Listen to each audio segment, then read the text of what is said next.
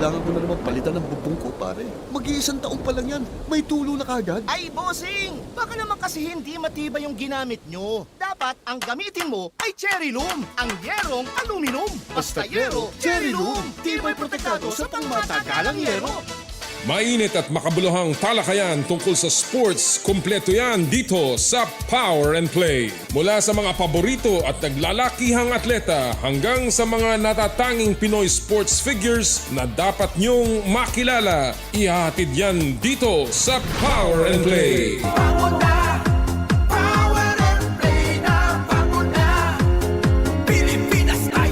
Sa kapwa ko Pilipino, ipagmalaki ang galing na meron tayo.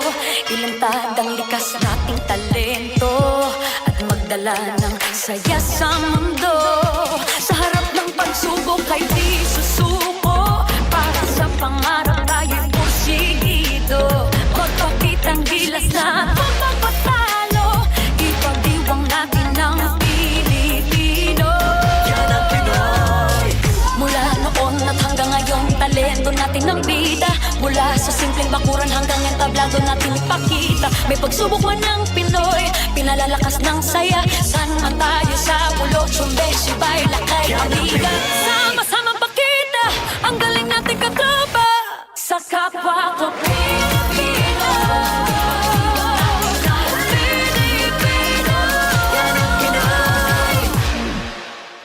Power and Play is presented by Cherry Loom, ang yerong may aluminum.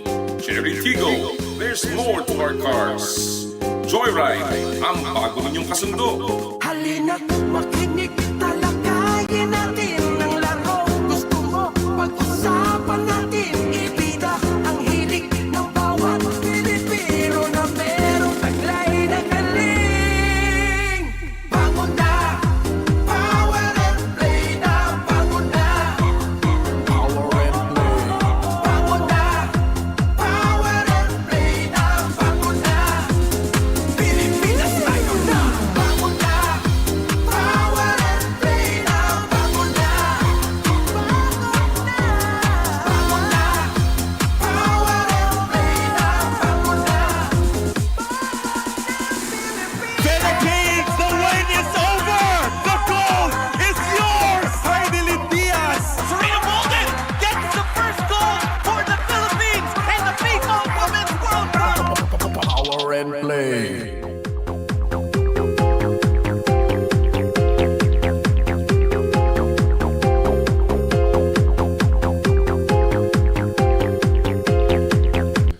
Patapos na po Power and ang Play with Agosto, Noli papasok Iyala. na ang Setyembre at sa mundo ng palakasan, samut-saring usapan dito po sa inyong paboritong kasama tuwing Sabado. Uy, bango na!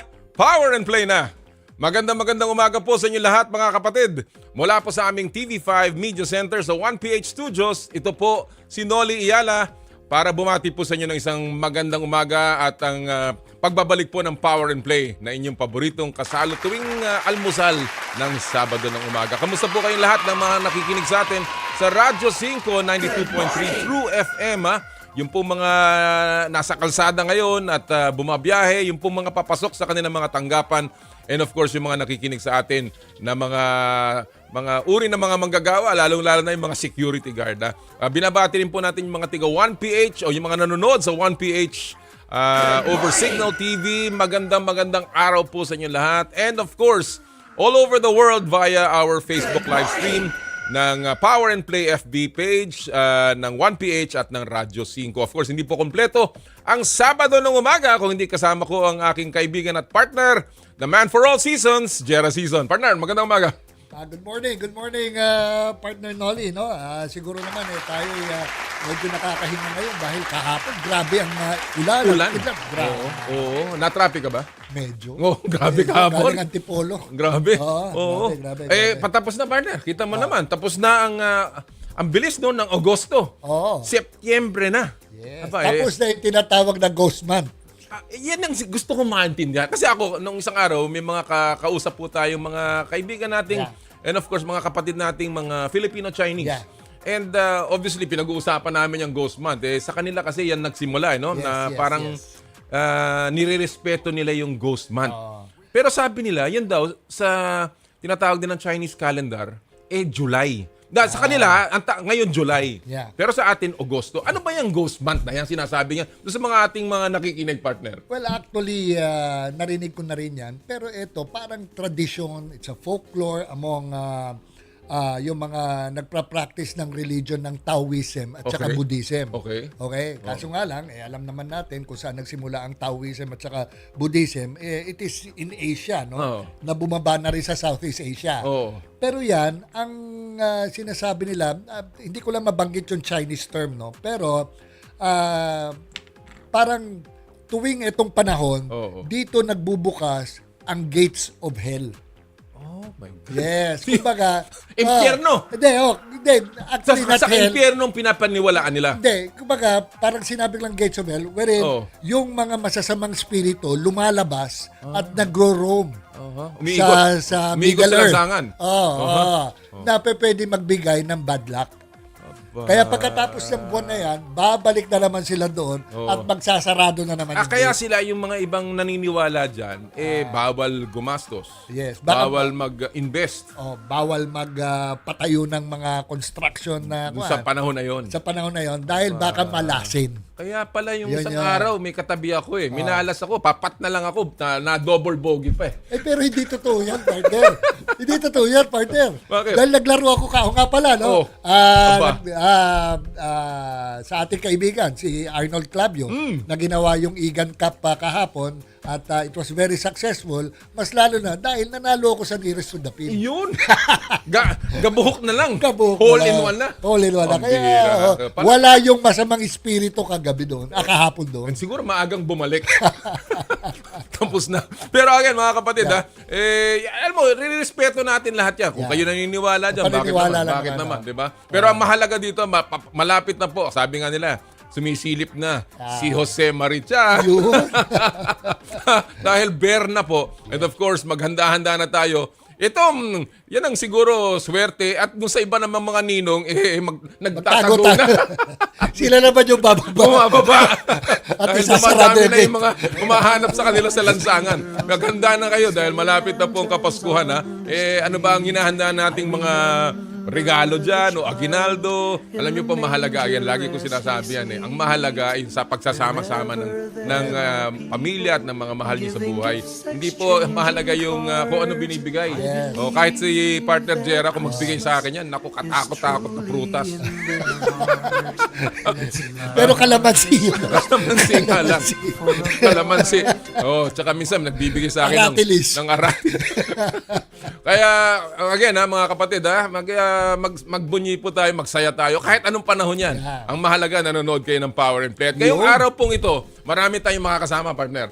Mamaya ating makakausap sa ating In the Spotlight ang super import ng TNT Tropang Giga, si Rondae Hollis-Jefferson, RHJ, na ngayon ang kanyang kupunan ay namamayagpag. Nasa taas yata ng Group A, kung di ako nagkakamali.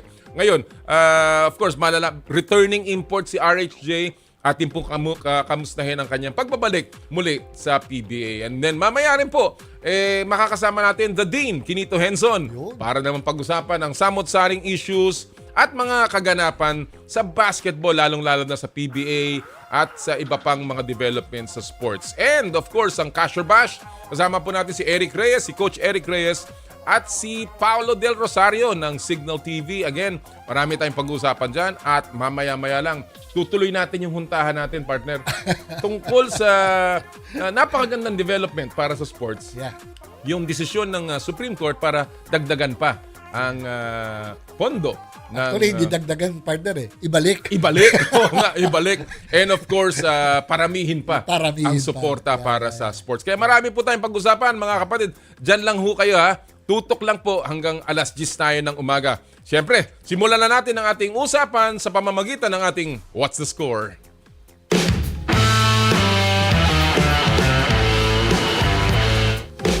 Dito po sa What's the Score, pag-uusapan natin ang pinakamainit at pinakamalaking issue at topic sa sports ngayong linggo. And of course, ang ating tututukan ngayon, ang pinag-uusapan naming, tagumpay ng sports sa pagdating po sa mundo ng legal dahil po nabigyan na sa wakas ng katarungan ang mga atleta and of course ang sports industry in general.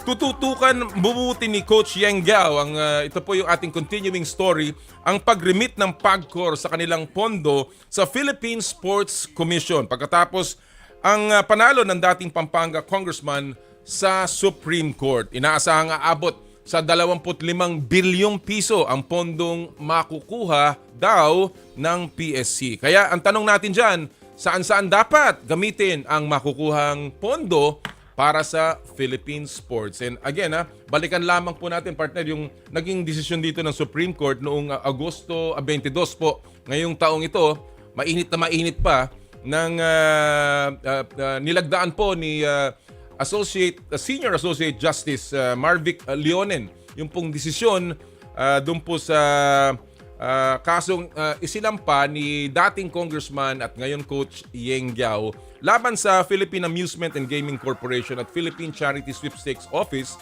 na magbigay o mag-remit ng kanilang parte doon sa tinatawag na National Sports Development Fund under the RA 6847, yung PSC law.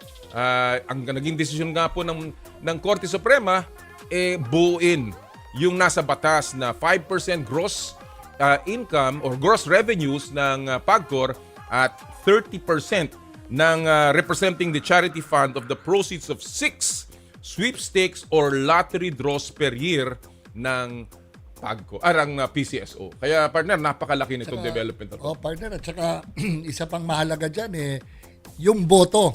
Yung boto ng mga justices. Ano bang bilang ng boto? 15. 15, 15-0. 15-0. So majority. Unanimous. Hindi lang unanimous yun. Technical knockout na yun.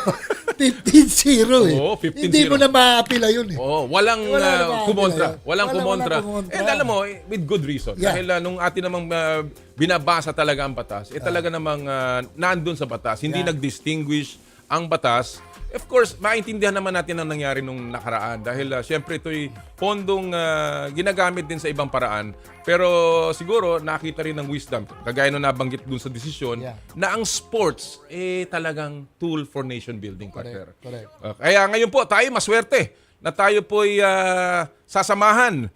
Last week, ang ating pong nakausap ang nag-ahin ng kaso. Ngayon naman po ang magbebenepisyo. At mag-i-implement nitong desisyon na to. Kasama po natin ngayon ang chairman ng Philippine Sports Commission. Walang iba kundi si Chairman Richard Dicky Bachmann. Good morning, Chairman Dicky. Good morning. Thank you for the invite. Salamat po, Chairman. Kasama po natin si Jera Season, Chairman Dicky. Good morning, Chairman. Morning, sir. Well, unang-una, Chairman, siyempre, I want to get your reaction to this fantastic news na inyo pong nakuha. Ito pong desisyon ng Supreme Court about the remittance of PCSO and PAGCOR funds to the PSC. Yeah, I received the information last week. I already talked to Coach Yeng Giao, and we discussed the item at hand. But for me, I think since I'm also under the office of the president, I think we should wait actually for BBM to announce and for PAGCOR also to see kung itutuloy ba to or kung may. I'm no lawyer, pero I think there'll be a motion of reconsideration, parang ganun eh. So I would rather wait for the go signal. And while I'm waiting, we're also planning for how to spend these funds for the athletes and for all the sports. Yeah, Chairman, because I remember Coach Yeng Giao gave a statement that ayaw niya itong lalabas na moral victory lang. Kumbaga, talagang ipupush niya na talagang dapat maibigay itong almost 25 billion pesos para sa sports development ng that your agency would handle. So, yes. Pero sabi mo nga, Chairman, na titignan pa for a motion for reconsideration, but the ruling of the Supreme Court nga kanina sinasabi namin is 15-0. So kumbaga talagang palagay ko hindi tayo kukuha sa motion for reconsideration dito, Chairman. Yeah. If this happens, then I'm really happy for our athletes and for PSC, because this is something that is actually needed right now. Yeah. Even in the speech of BBM when all the athletes arrived, suporta sa mga atleta and to all the sports. So this is actually a blessing for PSC. Chairman, ano pong diskusyon yun doon? Nakausap niyo na ba ho ang PAGCOR at ang PCSO about this? In the giving out of the incentives in Malacanang, actually I was supposed to meet PAGCOR for additional funds to help Yan na yan, Chairman. help all sports. Pero then this came out, so I'm still waiting for PAGCOR to contact PSC or for BBM to contact PSC po. In fairness, no, kahapon nakausap ko si isang direktor ng PAGCOR, si Mr. Francis Concordia, because I was trying to get the side of PAGCOR as well, no, and they were actually very welcoming to the decision. No, sabi niya sa akin. And hopefully they will come up now with a statement as well. So, Chairman, what is the impact of this completion of the funds na dapat ay talaga namang buo, yung 5% at 30% to the National Sports Development Fund, Chairman? Yeah, right now we're only getting less than 2.5%. And I'm sure you know that back in 2019, we only had 36 sports. And if you look at the sports today, we have 80. So, kumbaga, nagdoble na. And we have been receiving the same funds since 2019. So, again, this will greatly help all the sports in PSC funding them. Number two also is the facilities of PSC. It's medyo, I'm sure you've experienced it. It's run down and it needs rehabilitation. And then the third would be, if you want our athletes to improve and all throughout all sports, it's international training. And they have to experience international training to improve. Hindi na pwede na local lang yun mga competition. So that's where all the funds would actually be going. Yeah. Actually, partner, Chairman, I feel very optimistic with this development, di ba? Tapos mas lalo na last Olympics, di ba? Ang ganda pa. Maganda pa yung lupa. Napakaganda. What more, di ba? What more kapag popondohan palalo ang sports development, no? After this ruling with the Supreme Court. I think it's just a matter of really coordinating with one another, itong mga agencies, na para malagyan na, di ba? How to restructure the payments that will be given to the Philippine Sports Commission. Actually, in that regard, Chairman Dicky, has your office already calculated more? Kasi yung ruling ng Supreme Court, yung sa PAGCOR is a back pay from 1993 and yung sa PCSO is from 2006. Has your office already computed this amount, Chairman Dicky? Well, I left for Paris for the Paralympics. So I asked the office to compute. Pero si Coach Yengia already told me na he actually computed it na. So most probably around 20 to 25 billion. Wow. For PSC. Grabe, Chairman. That's times 20 of your budget or 25 of your budget. And obviously, ang napakalaki nun. Kanina binabanggit ni Chairman Dicky kung naramdaman ko dati yung problema sa opisina. Nung nag-earthquake kami dyan, Chairman, nakita namin, nagkaroon pa ng crack. And I'm sure you know that up to now. I'm sure that's being told. Now, Chairman, of course, we know that this is such a huge amount of money and obviously this has to be discussed also with the Office of the President. But assuming nga na alam naman natin ang suporta ng pamahalaan sa ating mga atleta and the momentum of the Olympics, are you also looking at maybe using this for expanding our national training pool as well as the salaries of the athletes, Chairman Tiggy?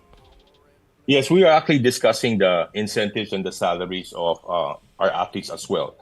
You also know that a rookie athlete, the allowance is 10,200, which is below minimum wage. So we will making plans to actually increase the allowances of our athletes and the incentives as well. Ganda nun. Ito, Chairman, no? Hypothetical lang to, no? Given that you'll be receiving a windfall of almost 20 to 25 billion. definitely hindi naman mabibigay yan agad eh. Yung It will come in tranches, definitely. Tama naman. Kunyari, Chairman, nag-umpisa na at ang unang ikinarga sa PSC is 2 billion. What would you prioritize with that 2 billion pesos? Kunyari, initial, binigay. Ganda, nakakatuwang isipin lang, Chairman Dicky. Ito, equal lang naman. Okay, what so do you prioritize? Let's put it this way. We lobbied last year for this year's budget, and we were able to get 275 million. So starting, and I'm glad also you mentioned about the Ghost Month, kasi starting September, we're actually tearing down the boxing gym and the Pencak Silat, and we have insertions from our legislators that we are actually building a 7-story building for dormitories, and in the 6th and 7th floor will be the brand new boxing and Pencak Silat building. Yeah. Also, we are actually signing a MOA with DPWH. We are fixing their baseball field. We are fixing all the dormitories from Phil Sports to the Rizal Memorial. We're also building a 8-story museum to honor our athletes in Rizal Memorial also. So those are just in the pipeline, which I'm pushing before the year ends. So we start. Bali, that's part of the budget that you requested, Chairman. Yes. So then sige, let's be more realistic. Masyadong malaki yung 2 billion eh. Pagpalagay mo, Chairman, binigyan kayo ng 100 million additional. Aside from that, na sinabi nyo nasa pipeline, what do you think would you prioritize for another 100 million? Tipid mo naman, 100 million lang. Siyempre, hindi natin masabi pa, di ba? Pero malaki naman. Para susunod, Yeah, it will be a combination of supporting all our supporting our sports and all our athletes. For the past 2 years, close to 2 years I've been here, yung performing athletes are the youth. Okay, and I guess it's also a rule in PSC that we cannot fund the youth. So that's something I want to sit down and think about with the board. That since how else can the youth improve without international experience? So that's also one of the athletes I want to support. The youth. I fully support that, Chairman, because during the time we were actually arguing na kung national training pool. Hindi naman pwede yun lang elite at senior members of the national teams. How can you have those kung hindi mo susuportahan yung youth teams? And I'm very happy that Chairman Dicky is pushing for this because obviously that's the foundation of the entire gamut of athletes. Yeah. And then of course, itong ngayong papasok na perang ito, yun nga sinasabi ko kanina, pwedeng dagdagan pa, palakihin pa yung national training pool. Dahil ngayon meron tayong quota, di ba, Chairman? You still have a number of athletes lamang in the pool, right? Yeah. So each sport naman has a different number for athletes in a national training pool. We can expand that, and the rest of the funds also importante din yung grassroots. We actually have to find the next athletes that will represent the Philippines all over the. I still feel we need Phil-Ams or Phil-foreigners, but we also have to find a Filipino in all the provinces that can actually be part of the national team. Well, one of the things that was very highlighted ng itong Olympic stint natin, Chairman, was the training camp that the PSC funded as well, partly funded, I suppose, doon sa France. Obviously, as you're saying, exposure and training is going to be very, very key. Are you looking at programs like this for also to support for our athletes, Chairman, now that meron tayong additional na pondo na papasok, hopefully? Yes, sir. That was key athlete. The original plan was 2 months before the Olympics that they would be there, but it was cut down to 1 month. Not because of funding, but more of maybe they'll be homesick. That's it. I feel that 2 months before the event is actually too long, but in 1 month is exact enough for the athletes, and then they go straight to the event. Well, forthcoming international competitions natin, Chairman, next year will be the Southeast Asian Games again, And of course, Yeah. there are other international events. So, kamusta po ang paghahanda ng PSC para sa ating mga atleta muli dito? Yeah, we were preparing for the IMAG, but it was canceled. The host country, Thailand, canceled the event. So now we're pushing for the Southeast Asian Games, and all the teams have been actually training and are still conditioned. Also, we are also preparing for international events. We have the Bimpiaga Games this December, and then of course our Batang Pinoy also is coming in November or somewhere December. Saan po gaganapin ng Batang Pinoy, Chairman? Where's the venue this year? Yeah, Puerto Princesa po. Oh, maganda. Okay doon. Chairman, I know that you are also very much supportive of our para-athletes. You are there in the Paralympics. Kamusta po status ng ating Philippine team, and of course, what else is coming up for us? We started this yesterday morning for the para archery and then the para athletics. So not so good, but we're hoping for taekwondo today, this morning, and for the swimming by Ernie. So we're hoping to hopefully be part in the finals as well. Kamusta po yung push nila before that mapantay po ang incentives also, and also to the para-athletes? How is that? Is that now the same as the regular athletes, Chairman? Not yet. Before I left for the Paralympics, I was in the Congress discussing it with Congressman Mike D of the Youth and Sports and Senator Bongo.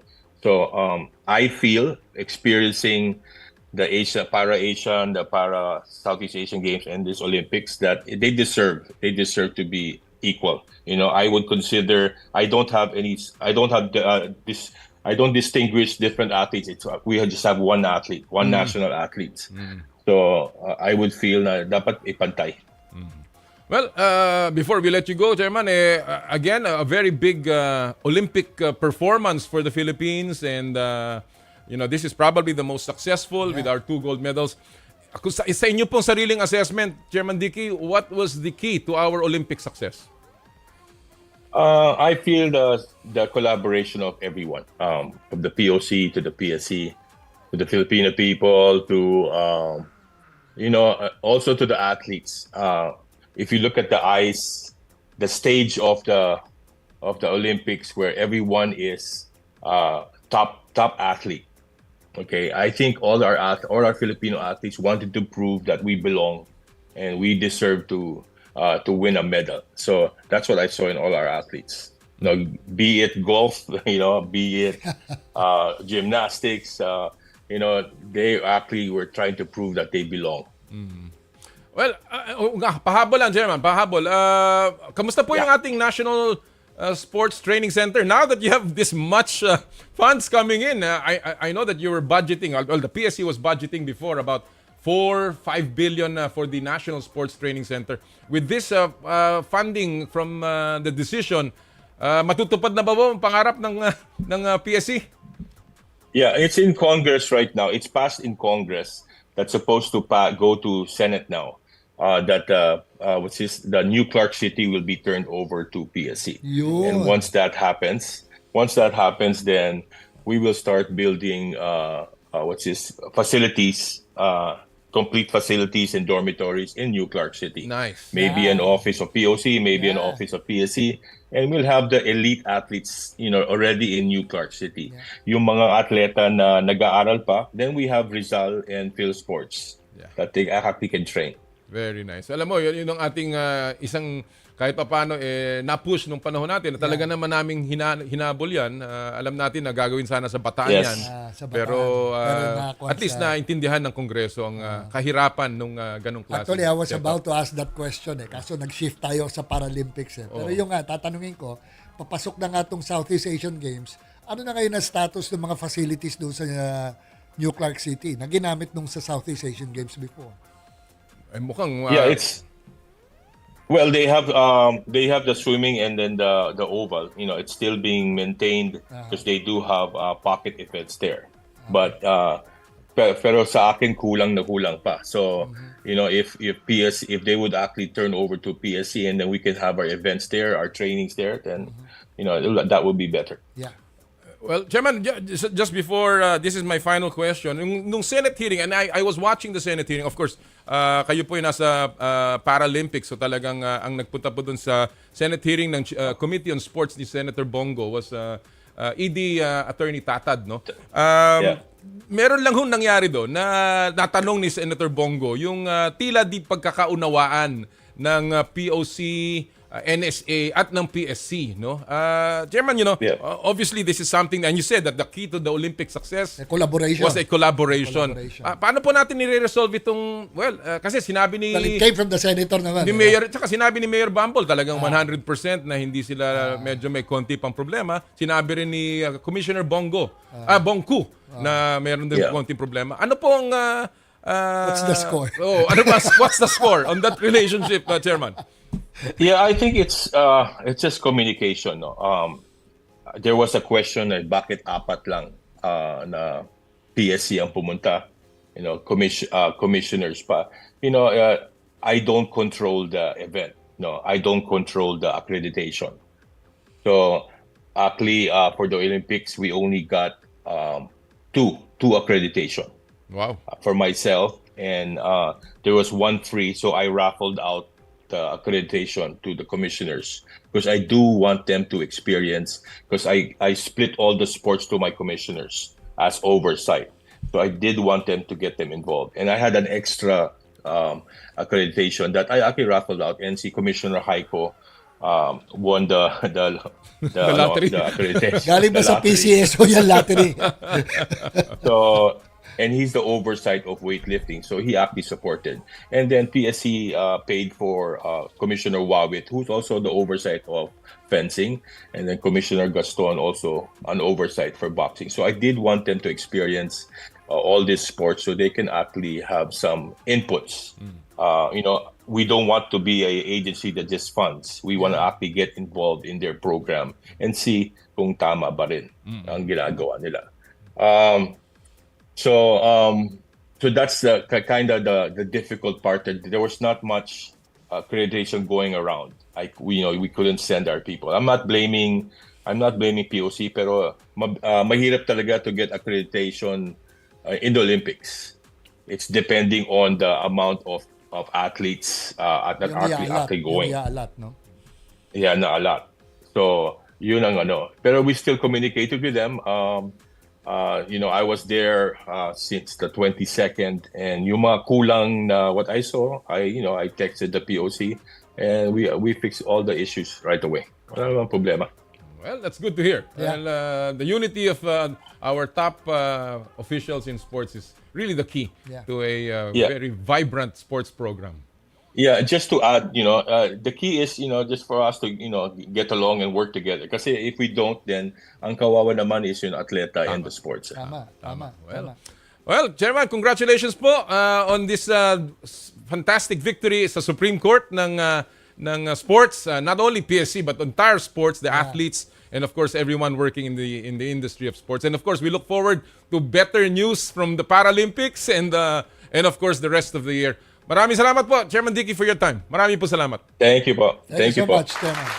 Mga kaibigan, Chairman Richard Bachmann ng Philippine Sports Commission, again, talking about the decision ng Supreme Court and the impact on, and all of the plans. Magaganda yun. Yan ang sinasabi natin, yung infrastructure. Natitipid ka pa sa 100 million sa akin. Natitipid ka ng 100 million.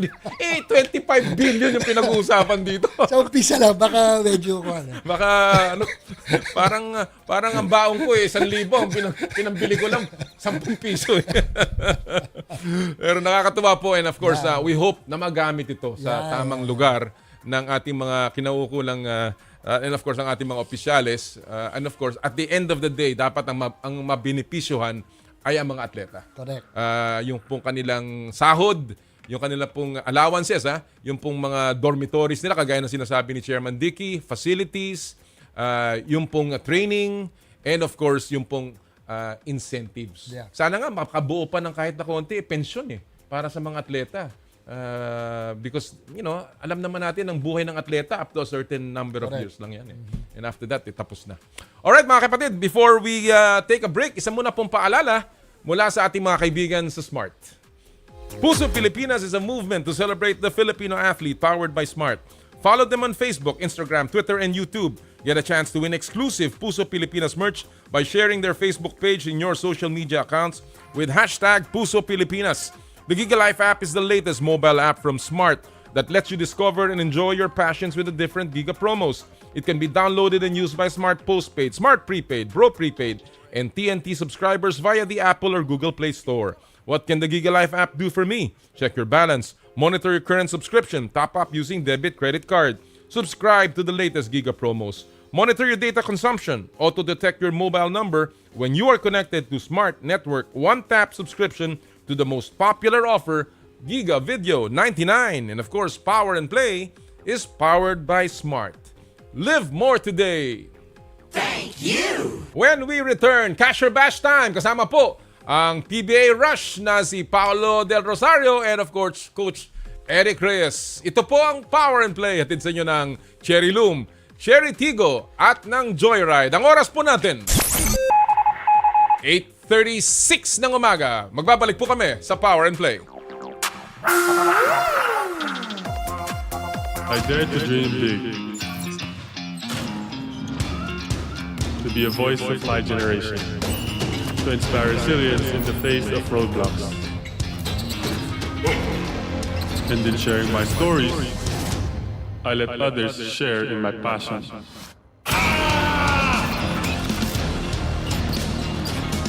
Follow Kai's stories on Twitter and share yours. With Smart Double Giga Stories. Share 2 times the passion with 2 gigabytes for Twitter and more. Guaranteed every day, plus data for all sites. Simple, smart ako.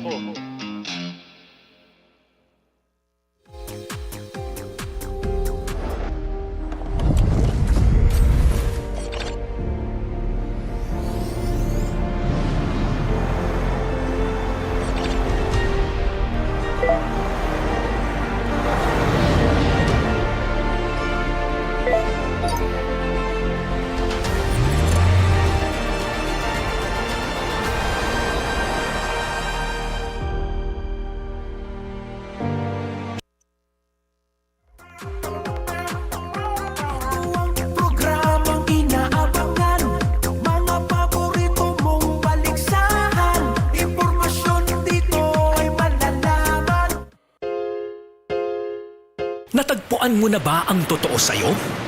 92.3 Radyo 5 True FM. Dito tayo sa totoo.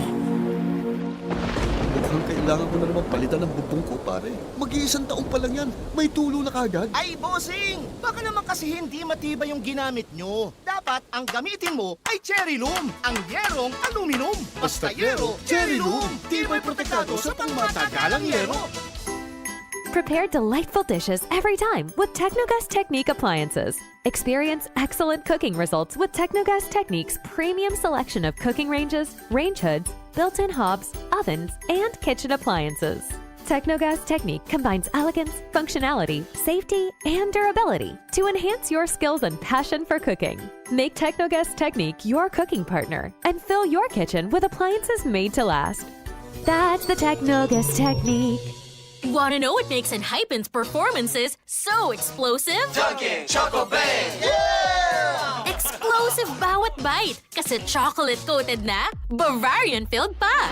Explosive ang flavors kasi may 3 banging toppings na. Big Bang BTN, and Big Bang Nutty. Yeah! Kaya ang Enhypen, explosive ang bawat galaw. Nothing like Dunkin' Choco Bang! Dunkin, pasalubong ng bayan.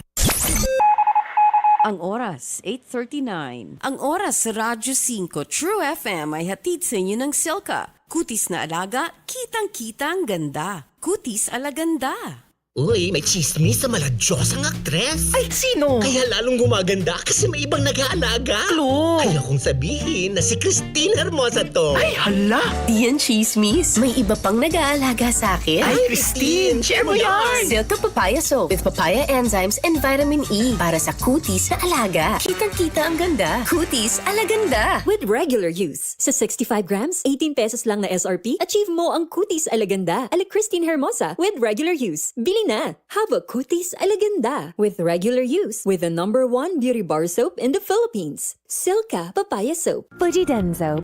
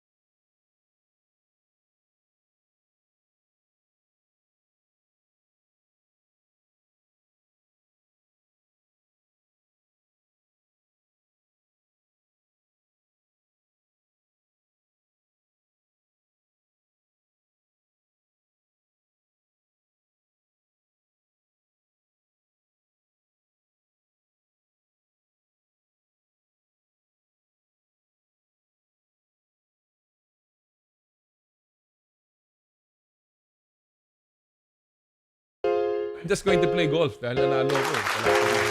Yun pa. So, babalik po ang Power and Play mga kapatid. Oh, nga pala, kinakamusta natin lahat ng ating mga suki po sa San Pablo City at sa Los Baños, Laguna. Kamusta po kayong lahat? Yung Barya family, sila Erning at si Linda. Kamusta po kayong lahat ng mga nanood sa atin? Of course, sa San Pablo Colleges. Lahat po ng mga kasama natin dyan, lalo-lalo na sila June Reyes, ang basketball team, and of course, yung ating coach, si Coach Francis Natividad. Partner, mga babatiin mo. Ang aking mga kababayan sa Pangasinan, mas lalo na sa bayan ko, sa Lingayen.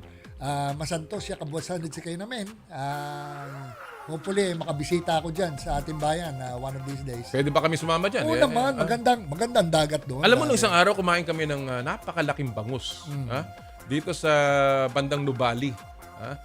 Sabi ko, ito mga ganitong bangus, nanggagaling lang ito sa sa Dagupan. Sa Dagupan, Bunuan. Pero yung sinasabi lang Bunuan, pero the towns covering Dagupan, Binmalay, Lingayen, and parts dito sa Mequan, lahat yan, bangus. Parehong bangus yan because of the brackish water that we have. Kaya lumalaki ng ganun? At saka yung lasa. Masarap nga. Kaya masarap ang lasa.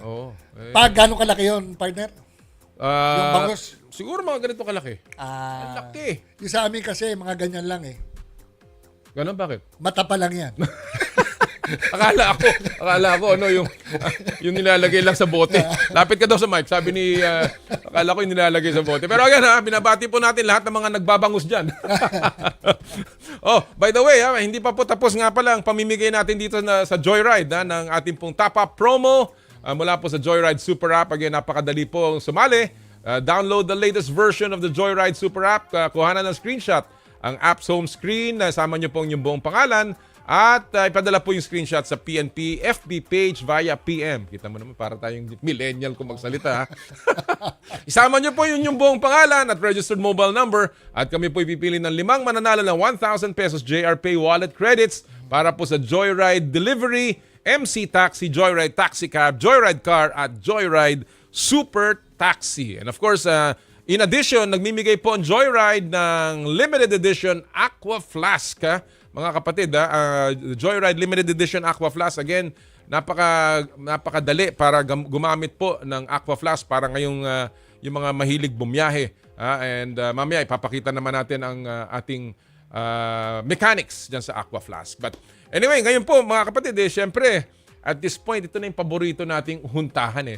Yung medyo lighter version of the news na mga pinag-uusapan sa mundo ng palakasan dito po sa Cash or Bash.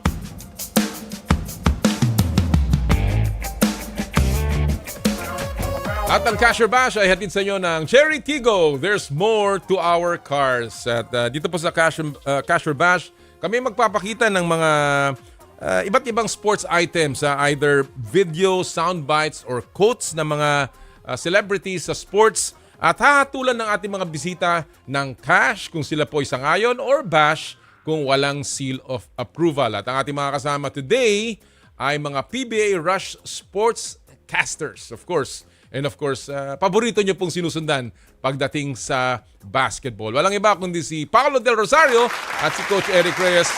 Good morning, Pao and Coach Eric. Good morning, Com. Good morning, Soljera. Maraming salamat. Thank you very much for having us this morning. Hi, good morning, Paolo, and idol coach, Eric Reyes. Good morning, everyone. Good morning, Com. Nakakatuwa. Nice to work with you again. Partner, nice to see you. Long time. Teka, hindi PBA ito. Parang nagsama lang kayo sa isang... Kahapon ba nagkasama kayong dalawa? Kahapon lang po. Kahapon. Sabi ko na nga. Hindi kami dalawa ni partner Noli maglalaro ng basketball. Bigyan nyo ng play-by-play. Well, alam mo, talking about the games of the PBA, well, let me begin with this, Coach Eric. Si Arvin Tolentino shot 51 points in a one of the best performances of a local sa PBA. Your thoughts about Arvin? Ito ba si Arvin is the real deal and shouldn't he be part of the Gilas squad, Coach Eric? Actually, matagal na yan eh. He's been a superstar in my book. Magaling talaga. I was really impressed with his record of 51 points. Nandun kami nung game na yan eh. So, para sa akin, he deserves all the recognition, the credit for all his hard work and sacrifice. Siyempre, kaya naman siya gagaling ng ganyan kasi he's been really working on his game. Oh. He's been with the national team already. Oh, he used to be part of Gilas di ba? Ano yan eh, he can shoot, he's got the right height, di ba? So, para sa akin talaga, pwede siya i-consider. But then, syempre, depende yan sa magiging ingredients or yung recipe mo for success for the national team. Depende rin talaga yan. Kasi there are only 12 players that you can put in there. Talagang may mga iba na late bloomers eh. Yeah. I remember him in college. Of course, he played for Ateneo, he played for FEU. And, at that time, we knew that he was a talent, pero hindi pa masyado nagpapakita. Just like Wami Chongson, no? Na isa pang talagang lumabas ang galing nung pumasok sa PBA. Sa PBA. Well, Pao, of course, the other thing na pinag-uusapan ngayon ng madlang people ay ang slow start ng Ginebra. Again, they lost last night to Blackwater. What's going on, Pao? What do you think itong sa Barangay Ginebra? Welcome. No bias naman just because I know some people in Barangay Ginebra, in particular a certain Coach Richard Del Rosario. Hindi namin alam yun, ha? Pero, Jera, you take a look at the Barangay Ginebra at yung track record ni Coach Tim Cone. He doesn't necessarily always start strong sa mga start ng seasons. There's always a period of adjustment from time to time for Coach Tim Cone. To be quite honest, it's more of when they finally hit their gear because Coach Tim Cone does have a bit of a history of really showing off what they can do later on in the season. At this point, Coach, not too worried for Barangay Ginebra kasi mas importante manalo sa huli kaysa sa simula. Yeah, but with the new format, Paolo, dapat talaga kada panalo is very important, right? Diba 4 lang ang papasok, guys? Tama ba yun? Eric? Opo, 4 lang papasok sa bagong format natin ngayon. So, nasa 2 groups sila, naka-double round robin. Yes, mas importante naman manalo na mas maaga because you can secure yourself earlier. But at the same time rin, we've seen it even last conference, like take a look at Meralco. You can go on a big run after a slow start. So, Barangay Ginebra needs to get that going. They have the talent, they have the coaching. So yung tanong lang ngayon, how quickly can they adapt with all the new pieces under Coach Tim Cone's system? Nandiyan si Stephen Holt, nandiyan si Isaac Go, and all the other pieces that they have here. So may adjustment period pa rin sila. And of course, nawala yung ibang veterano dyan. Eric, before we go to the items, the UAAP is opening next Saturday with a explosive doubleheader if you're from UP. Kung ikaw from Ateneo, medyo kinakabahan ka na. But just your thoughts about the UAAP season coming up, 87 I believe, or 88, 87. Sino sa tingin mo talagang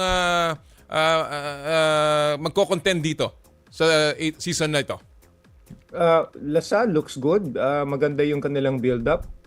Of course, UP will always be there with the rosters and the kind of players, materials that they have in the team. So LaSalle UP would definitely be a contender. But of course, I will never give up on my alma mater. Hindi nga. Bilog ang bola ko, bilog ang bola. Bilog ang bola. Sabihin lang lahat, Wala tayong You can give magagawa. up, Coach Eric. Okay lang yan. Okay lang yan. You can give up.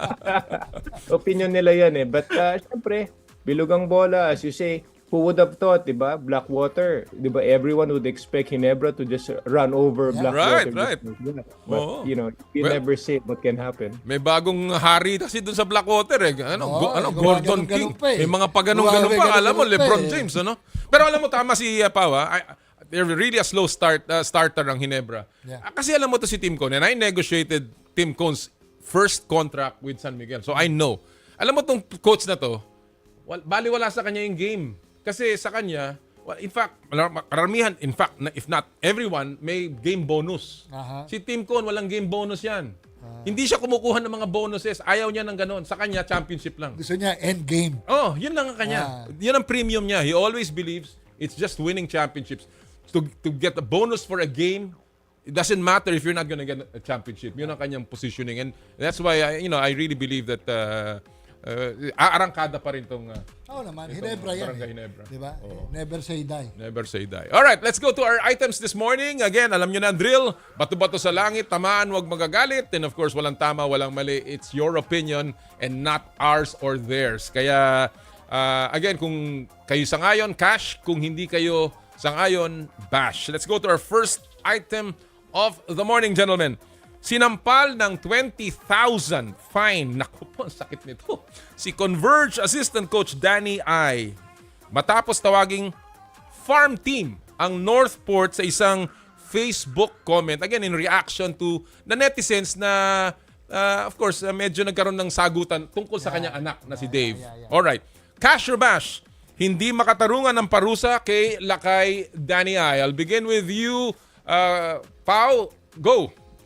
I think I'm going to say bash dito only because from yung position ni Willie Marshall and the rest of the PBA, I think that they had to do something about it only because naging public siya, naging medyo big deal siya. Kaya there had to be something done one way or the other. Pero at the end of the day, ako po as a fan, hearing yung mga pinagsasabi ng mga ibang coaches about another team, it adds more drama to the game itself. Nakita nga natin, I actually honestly believe na si Arven Tolentino nag 51 points against Converge because of these comments made na inamin naman ni Coach Bonitan that it lit a fire under the team. Kaya para lang sa drama, it's more fun as a fan to see that, pero syempre naman from the point of view of the PBA, I think they had to do something, they had to say something. Is 20,000 too big? I think subjective po yun depending on who you talk to. But then personally, I bash the idea na hindi naman makatarungan yung parusa kay Lakay Dani. But I think something had to be done, and I think that is all that could be said about that. 20,000 is 20,000, and again, that's something always happens pag merong reaction, meron din syempreng consequence. Diba? Coach Eric, your take, hindi makatarungan ng parusa kay Lakay Dani I, cash or bash? Go. Ako, I'd go for cash. Because number one, we all work in the PBA and we do have responsibilities and accountabilities when it comes to statements that we do in public. Yung nga lang, medyo nagsisplit ako to bash din because ako, I don't really want to look at it parati as a farm team si ganito, farm team si ganyan. Kasi in the end, when I cover a game, kami ni Pau, we just want to see a good basketball game regardless of whether there's any sister team or not. Because even during my time, yung San Miguel Ginebra, na matagal na yan talagang sister team, talagang nagbabakbaka naman ever since during my time, diba? So all these things just came about because, syempre, things change. Brands innovate. I would look at it that way. And it will always be dependent on the impression of the public fan to give their honest opinion about it. But syempre, since kami, we work in the PBA, we are aware of all the discussions that are happening around sa mga fans. Syempre, mas maganda na I don't really want to look at it as pag ang magkalaban ng Ginebra at San Miguel, hindi ko iniisip na sister team, iniisip ko basketball yan, di ba? We all wanna win. We all train and work hard each and every day to win games and not anymore to think na, kapatid ko yan. Kasi miski in reality naman, kahit kapatid ko kalaro ko one-on-one, even growing up, gusto ko talunin yung kapatid ko, di ba? Magkapatid kami after. Pero pag sa basketball game, pag nirolyo mo na yung bola, you have to bring out the beast in you. Kailangan laro tayo. Yan pinatotohanan ni Coach Eric. Ang maraming katanungan tungkol sa sister teams. But partner, ikaw, anong take mo dyan? Actually, doon sa tanong, kasya ko, di ba, it's an organization, di ba? Kapag walang gagawing aksyon si commissioner dito, parang it's an admission. Natotoo yung sinabi ni Danny, di ba? Kaya kailangan talaga bigyan ng karampatang penalty doon sa kanya because Danny is part of the organization, being the assistant coach of Converge. However, dalawa yan no? Emotion, anak niya Parang, di ba? Ang feeling nila, nababarat siya. Nababarat yung anak niya. No? Tapos tinitira pang ganon. So, nasabi niya lang yung kanyang sentimiento. Kaya, pero after what happened against Converge, di ba? Parang may tinatawag dyan kung siseryosohin, kakayanin. Kaya pala Kaya tawag dyan sa akin, yung personal ko, kabash. Alam mo, the words, the very often used words, inimical to the interest of the league. Pamula pa ng kay Coach Leo Prieto, dumaan na po sa lahat ng commissioner yan. Talagang yan po ang ginagamit na mga salita. Kapag merong nagagawa o nasasabi tungkol sa PBA na hindi karapat-dapat. And ako ay kasya ko na dapat talagang bigyan ng parusa. Dahil may nasabi. And you are part of the PBA, so kailangan medyo. Pero kung ako kay Willie, I totally support that yung kanyang pagkakagawa ng disiplina. On the other hand, I think kung malinaw at sinasabi na nga nila Coach Eric na wala namang issue tungkol sa laban ng mga sister teams. Ang problema yung trading ng mga sister teams. Hindi ho yung laban. Sa floor talagang magbabakbakan yan. And I was a witness to that dahil I handled all of the San Miguel teams. Wala ho kami talagang sinasabi dyan. Ang problema, yung trading ngayon na nangyayari.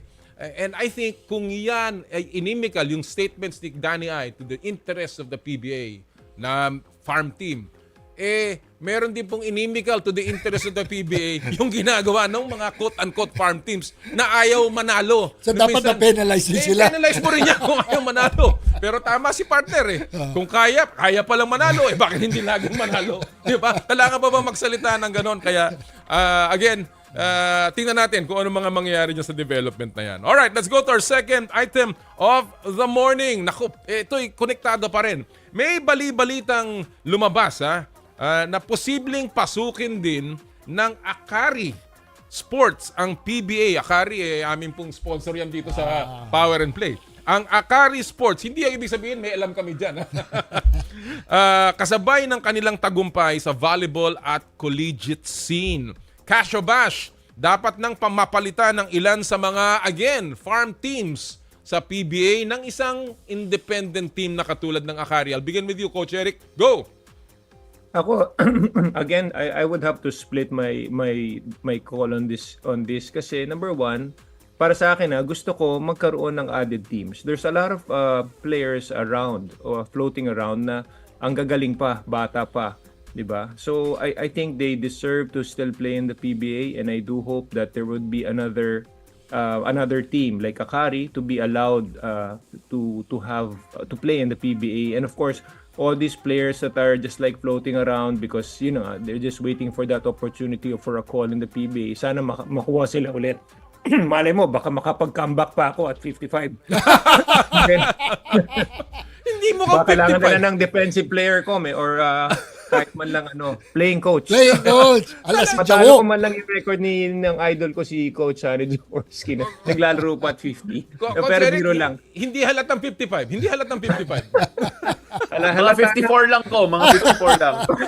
Malata na. Yung lang yung sa akin lang ang kasi dito is again, it will all boil down to kung papalitan yung mga farm team na tinatawag. Ako ayoko kasi they all deserve to be in the league, and whatever record they happens to them at the end of the tournament, that's their accountability. Sila yun Sila yung natatalo. It's their brand that's always being advertised. So you have to take responsibility for that, and of course you don't want to have your brand losing all the time. So nasa sa kanila na yun di ba? But again, kasya ko sa masali ang Akari.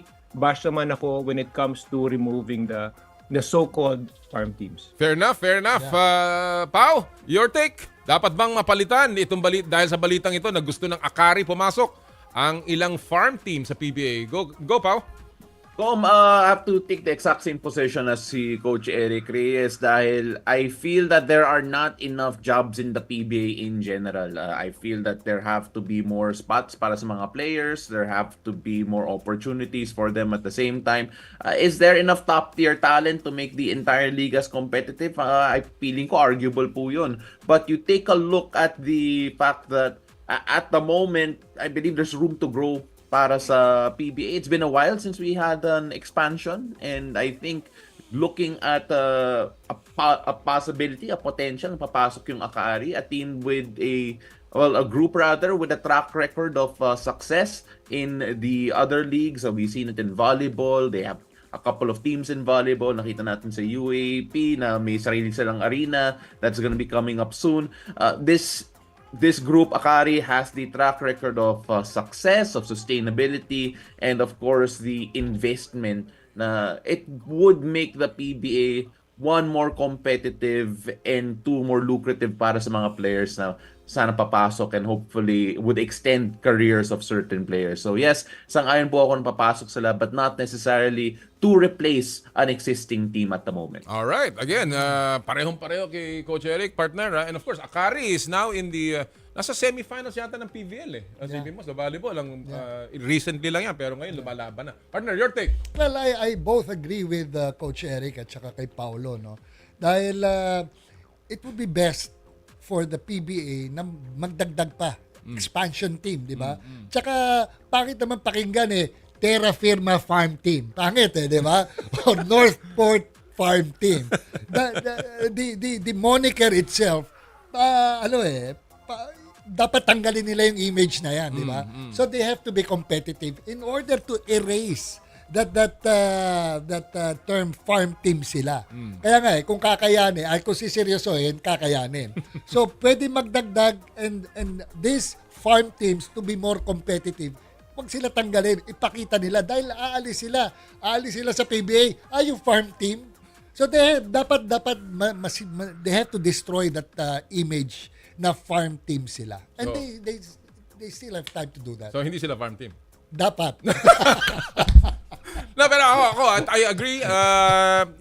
Well, number one, yung item na yan, mga kapatid, it came out of Bilyonaryo. Yeah. Hindi po dahil gustong i-etchepuera yung mga teams, na ibang teams sa PBA. Ang idea dun sa item na yon is bibilhin. Dahil meron daw mga gusto nang magbenta ng kanilang prangkisa. Of course, this is not confirmed. We're not reporting this. Yeah. Pero yun ang idea doon. And again, I am cash kung ang issue, ang statement ay pwede ba natin papasukin ng Akari? Why not? Because they are certainly a very competent group. They have proven that sa kanilang volleyball teams, and of course yung support nila sa college, and of course their support for sports. So I'm all for that, as mentioned by Coach Eric and Paolo, na kailangan ng hanap buhay sa PBA. I am bash expansion. I do not think we need an expansion right now because it is not yet competitive.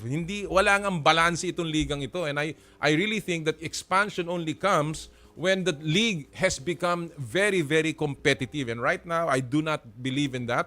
I think that there should be less teams na magkakasama o magkakainteresado, no, to make it more interesting. But again, I am not for a takeover dahil i-etchepuera ang isang team. That's against the PBA rules. But I am certainly for a new team coming in na seryoso na team owner na gustong manalo sa PBA. Pangit din pakinggan, Akari Farm Team. Hindi maganda. Akari Lightning. Yun.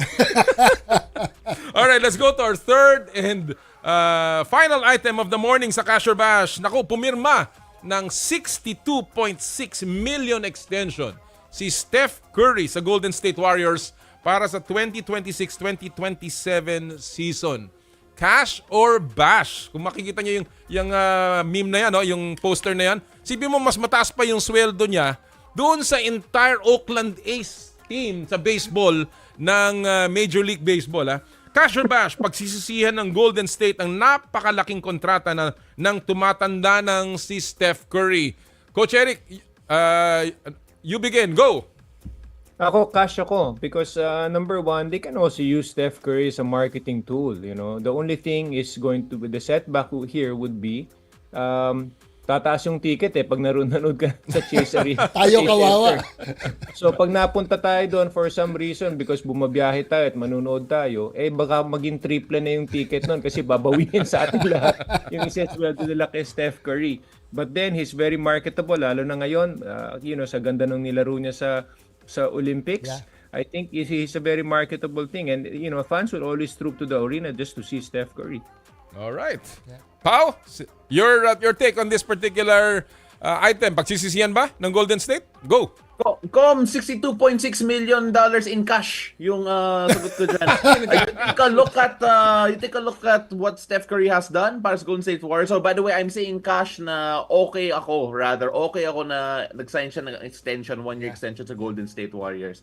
It's not just a basketball decision. It feels like a marketing decision like mentioned by Coach Eric. And at the same time, as a fan of the NBA, I don't want to see Steph Curry in another jersey rin. Yeah. You take a look at what Steph Curry has done. Kahit sa Utah? Kahit sa Utah. Like, I as much as hindi ka mananalo, coach, kahit nandun si Steph Curry. Pero, at the same time, si Steph Curry, I feel, is an institution sa Golden State. I think it's good for the league if he does stay with Golden State in terms of marketability, in terms of league interest. And of course, I think it would be miraculous personally if it turns out that he can make another competitive Golden State team kahit wala na si Klay Thompson and of course, still under Steve Kerr.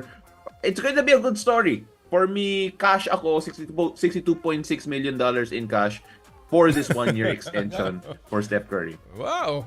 Partner? I totally agree with both, kay Coach at saka kay Paolo, di ba? Steve Curry deserves it. And also, yung di ba? I couldn't imagine Steve Curry wearing another jersey unless ang pangalan doon New Delhi Currys, di ba? Pwede yun. Babagay. But other than that, I think kahit Magnolia Templados Curry, parang chicken curry ang dating, diba? I totally agree. I did not belabor the issue sa kanilang explanation. Ano yun, pare? Yung sa kanilang dalawa 4-point shot yun. Ito quickly. Cash ako na pagsisisihan nila in terms of competitiveness. In terms of I mean, I'm just being real talk. I don't know if they will be able to build a team that can win a championship with that kind. And siguro, marketing talaga. And it doesn't matter sa akin because I will be bashing this statement dahil for two words, equity building, brand building. That's the 62.6 million na sinasabi nila Coach Eric at saka ni Paolo at ni Jera. The Golden State Warriors is one of the most valuable franchises in all of sports. And that is because of Steph Curry. That's it. Yun lang yun. Kaya yung 62.6 is an investment kahit na maybe hindi sila magiging competitive in and to win another championship with Steph Curry having that particular contract. Dahil mahirap magdagdag ngayon under the CBA ng NBA. And again, that's parity. And that's another issue to be talked about with Paolo and Eric another time. Unless makikipag-trade ang therapy na doon sa Golden State. Or a Harry Lightning. Coach Eric and Pao, thank you so much for joining us this morning. Maraming salamat sa inyong mga Thank you so much, Paolo. Thank you, Coach. Maraming salamat. Good morning. My pleasure. Anytime. Good luck. Mga kaibigan, Paolo Del Rosario at si Coach Eric Reyes na kasama po natin sa Cash or Bash. Nako alam mo, naintindihan ko rin sila. Mahirap magsalita sa tungkol sa mga issues na to. Lalo na kung you're a sportscaster. Baka ma-inimical to the interest of the PBA ka.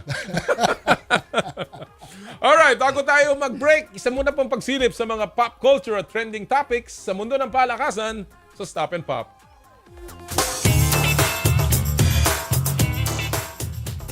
Ang title po ng video natin ngayong umaga, alam na ninyo to, mga may hilig sa PBA, The 4-Point Dagger. Naku, panoorin natin itong video ito. Natunghayan natin ang first ever 4-point winner ng PBA mula kay Scottie Hobson. Naku, talaga naman ha. Kita mo yung tirang yun. Para sa mga nagtatanong at tumataas pa rin ang kilay sa 4-point play, ito na nga yung kakaibang dynamics na kaya niyang dalhin sa liga. 4-4 Scottie Hobson at Stop and Pop. Talagang yun ang sinasabi mo, partner. Merong excitement na nadadala ang 4-point shot. Yeah. Ay papano hindi mawawala yan. Kaya pag-uusapan pa namin ni Jerry ng mas malalim. Nire-reserve ko, kaya ayoko magkomento. When we come back, mga kapatid, dito sa Power and Play, kasama po natin si The Dean, Quinito Henson, and mamaya po sa In the Spotlight, Rondae Hollis-Jefferson. Ito po ang Power and Play, hatid sa inyo ng Cherry Loom, Cherry Tigo at ng Joyride. Ang oras po natin, 9:11 ng umaga.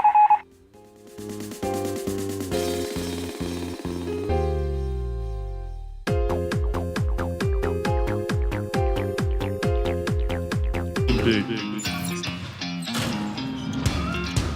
To be a voice of my generation. To inspire resilience in the face of roadblocks. And in sharing my stories, I let others share in my passion.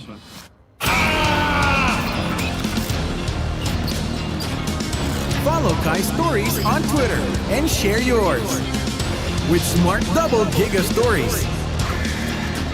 Share 2 times the passion with 2 gigabytes for Twitter and more. Guaranteed every day. Plus data for all sites. Simple. Smart ako.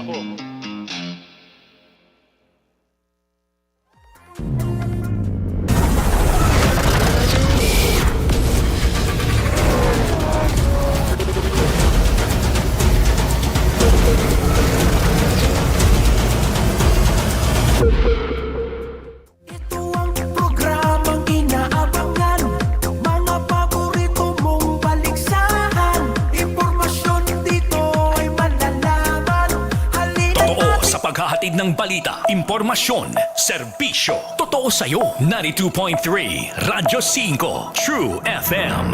Dito tayo sa totoo. Mukhang kailangan ko na naman palitan ng bubong ko, pare. Mag-iisang taon pa lang yan. May tulo na kagad. Ay, bossing! Baka naman kasi hindi matibay yung ginamit nyo. Dapat ang gamitin mo ay Cherry Loom, ang yerong aluminum. Basta yero, Cherry Loom. Tibay protektado sa pangmatagalang yero. Hi! Christine Hermosa po ito. Ang family soap namin, di mahal. Pero ang nakukuha namin, priceless. Hi, Christine! Looking younger every day, ah. Fresh. Laging blooming. Ang kinis. Grabe, kaya lalong in love sa'yo si Oyo eh. Ganyan pag ang kutis, alaga. Kitang-kita ang ganda. Silka Papaya Soap with regular use. Sa 65 grams, 18 pesos lang na SRP, achieve mo ang kutis alaganda ala Christine Hermosa with regular use. Bili na! Have a kutis alaganda with regular use with the #1 beauty bar soap in the Philippines. Silka Papaya Soap. Wanna know what makes and hypens performance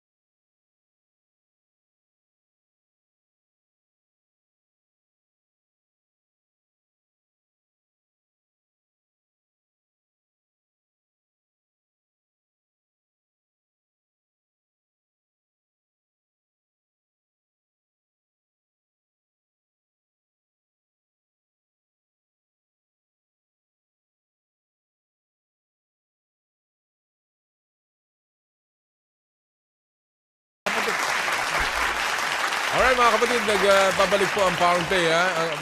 Again, mayong buntag kaninyang tanan, lalo-lalo na po sa mga tiga Cebu at sa Cagayan de Oro. Kamusta po kayong lahat dyan? Sana po yung nasa mabuti kayong panahon at kalagayan.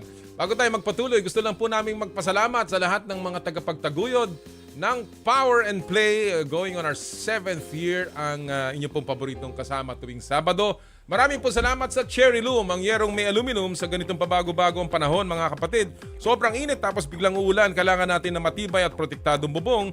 Dapat ang bubong ay yerong may aluminum. Kapag may aluminum, tsak na pang matagalan. At isa lang ang alam kong dekalidad na yerong may aluminum, yan ang Cherry Loom. Tibay protektado sa pang matagalang yero. Cherry Loom, ang yerong may aluminum. Thank you! Cherry Tiggo 7 Pro Hybrid, easy on the fuel, stylish, and with advanced functionality features. This is the Cherry Tiggo 7 Pro Hybrid, equipped with a panoramic sunroof, power tailgate, wireless mobile phone charging, and a 360-degree around view monitor, plus a 48-volt mild hybrid system that lets you drive with ease and optimal fuel consumption. Perfect for work, road trips, or other personal journeys. If you're looking for a classic car that boasts new technologies and fuel efficiency at the right price, look no further. Enter the new era of green mobility the practical way with the Cherry Tiggo 7 Pro Hybrid. Visit www.cherryauto.ph for more information or test drive at any Cherry dealership near you. Thank you! Joyride, ang bago niyong kasundo. No more waiting na sa Joyride QR Code Instant Booking. Parahin lang ang Joyride MC Taxi Driver at i-generate ang QR code sa Joyride Super App. Ipascan ito sa driver para match agad. Download the latest version of the Joyride Super App sa Google Play Store at App Store. At sa Joyride Super Taxi Hatid Airport Service, wala nang hassle sa pagpunta sa airport para sa inyong flight. Pre-book a ride to the airport from 2 weeks to 24 hours prior to your departure. Fill out the pre-booking form sa Joyride link or scan the QR code to fill out the pre-booking form. For inquiries, you may call Joyride Super Taxi Hatid Airport Hotline at 0920-948-6550 from 8 a.m. to 5 p.m. Monday to Saturday. Thank you! 717 Deli, seeking or serving quality classic premium sandwiches. Treat yourself to a feel-good meal today. Located at the 3rd floor, 53 Connecticut Street, Green Hills, San Juan. 717 Deli, keep you smiling with every bite. Thank you! Skin, your face and body anti-aging center with branches at Alabang Town Center and Green Hills, San Juan. For your skin assessment and treatment schedule, please call 0917-890-1640 or 0977-809-8886. Thank you! Smart, live more today.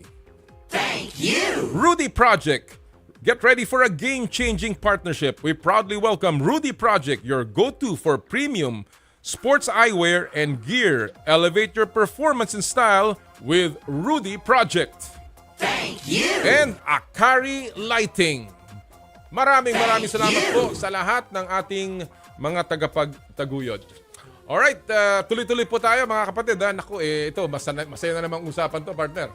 Dahil kasama natin ang ating paboritong sports columnist, analyst, and of course, kilala pong the Dean of Philippine Sports. Idol ko yan. And idol natin. Mga kaibigan na aking pong kumpare at kaibigan, at pag-usapan natin ng samot-saring mga topics pagdating sa palakasan. Walang iba kundi the Dean, Quinito Henson. Good morning, Quinito. Good morning, magandang umaga. Good morning, Quinito. Nice to meet you again, Kume and Jera. Kumusta kayong lahat? Alam ko na ikaw ay madalas swerte tayo kasi alam mo to si Quinito, madalas ito sa sa Punta Fuego Wow. So punta tayo doon? Punta tayo doon minsan. Dapat mag-remote broadcast tayo ng Power and Play doon. Ayun, ang maganda doon, di ba? Pwede. Habang sumisinghot tayo ng mga sariwang hangin. Simoy ng hangin. Oo.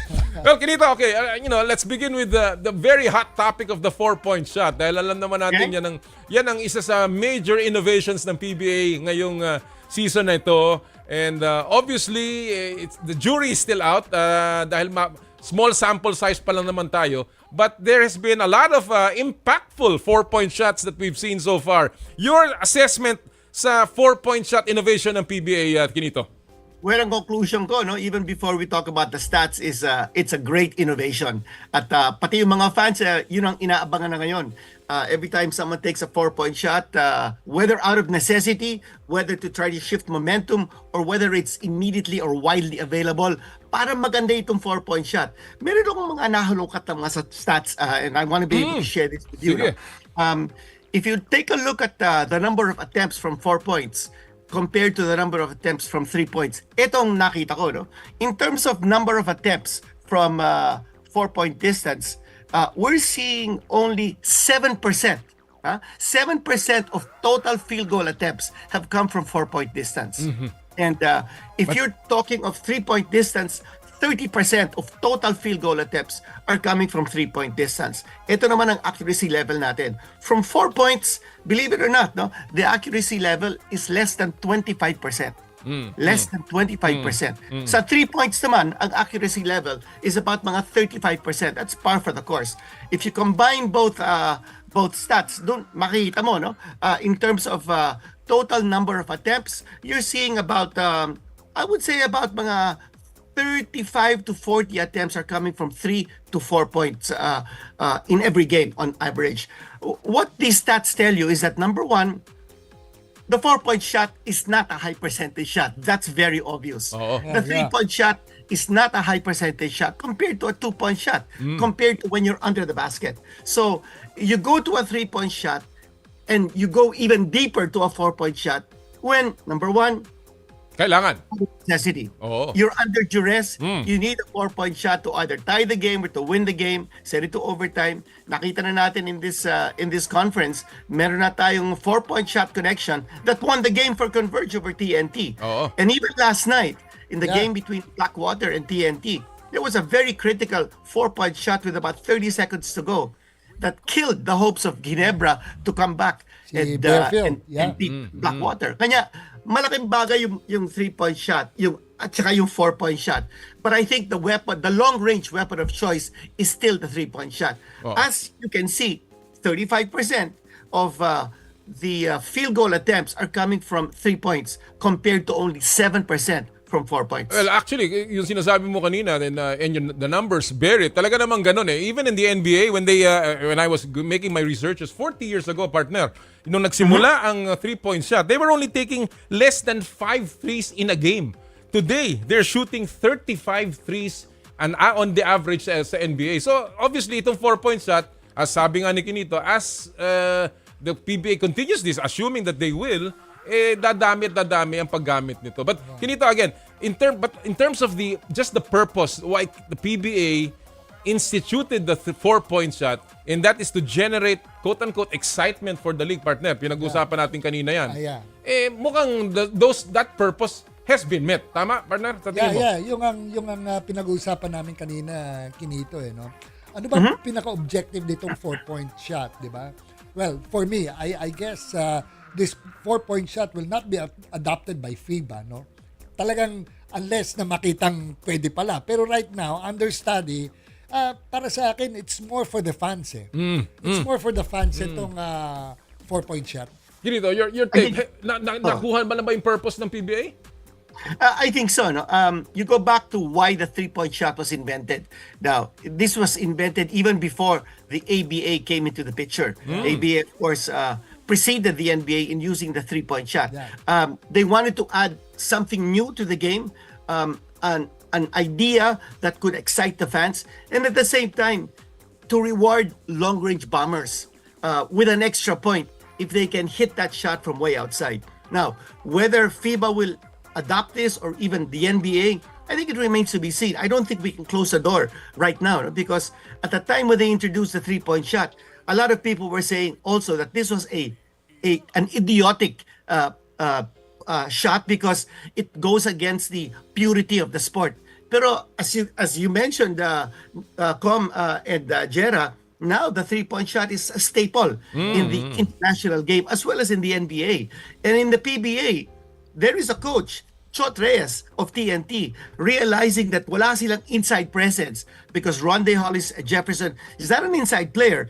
Kelly Williams is still injured. He's not able to play the inside power game.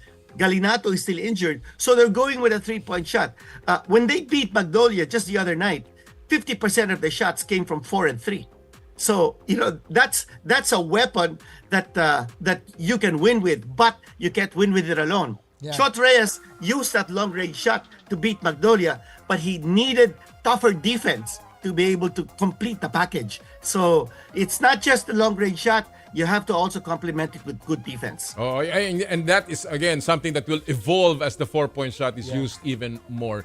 Quinito, let's go to the next topic here. Yung format ng PBA, nagbago rin this time around for this conference. Ginawa nilang parang FIBA style na dalawang grupo, double round robin, and then merong matchup pagdating sa quarterfinals. Again, we're used to this. Pero may mga iba nagsasabi, naku, hindi magtatapat yung klasiko, yung klasikong ganon. Yung mga matchup na gusto nating makita. What do you think is the pros and cons of this format, and how does this affect the excitement also of the PBA? Well, I think it's very exciting. Let me also tell you that I was involved, or I participated in a minor way in the Board of Governors planning session in Osaka this year, and a lot of these rules, a lot of these innovations were talked about and discussed quite thoroughly. I've been exposed to the planning session of the PBA several times, but I think this was the very first time that I saw really a lot of deep thinking, really very comprehensive outlooking into what the PBA needs to do to bring the fans back to the venues, because I think the stats will show that over 1 million fans on average are watching the PBA just on free TV. Hindi pa counted yung yung social media, yung live stream, yung cable ng PBA Rush. Hindi pa counted yan. Just on average on free TV, PBA is averaging about 1 million viewers a game on average. And that's about 3 times more than volleyball.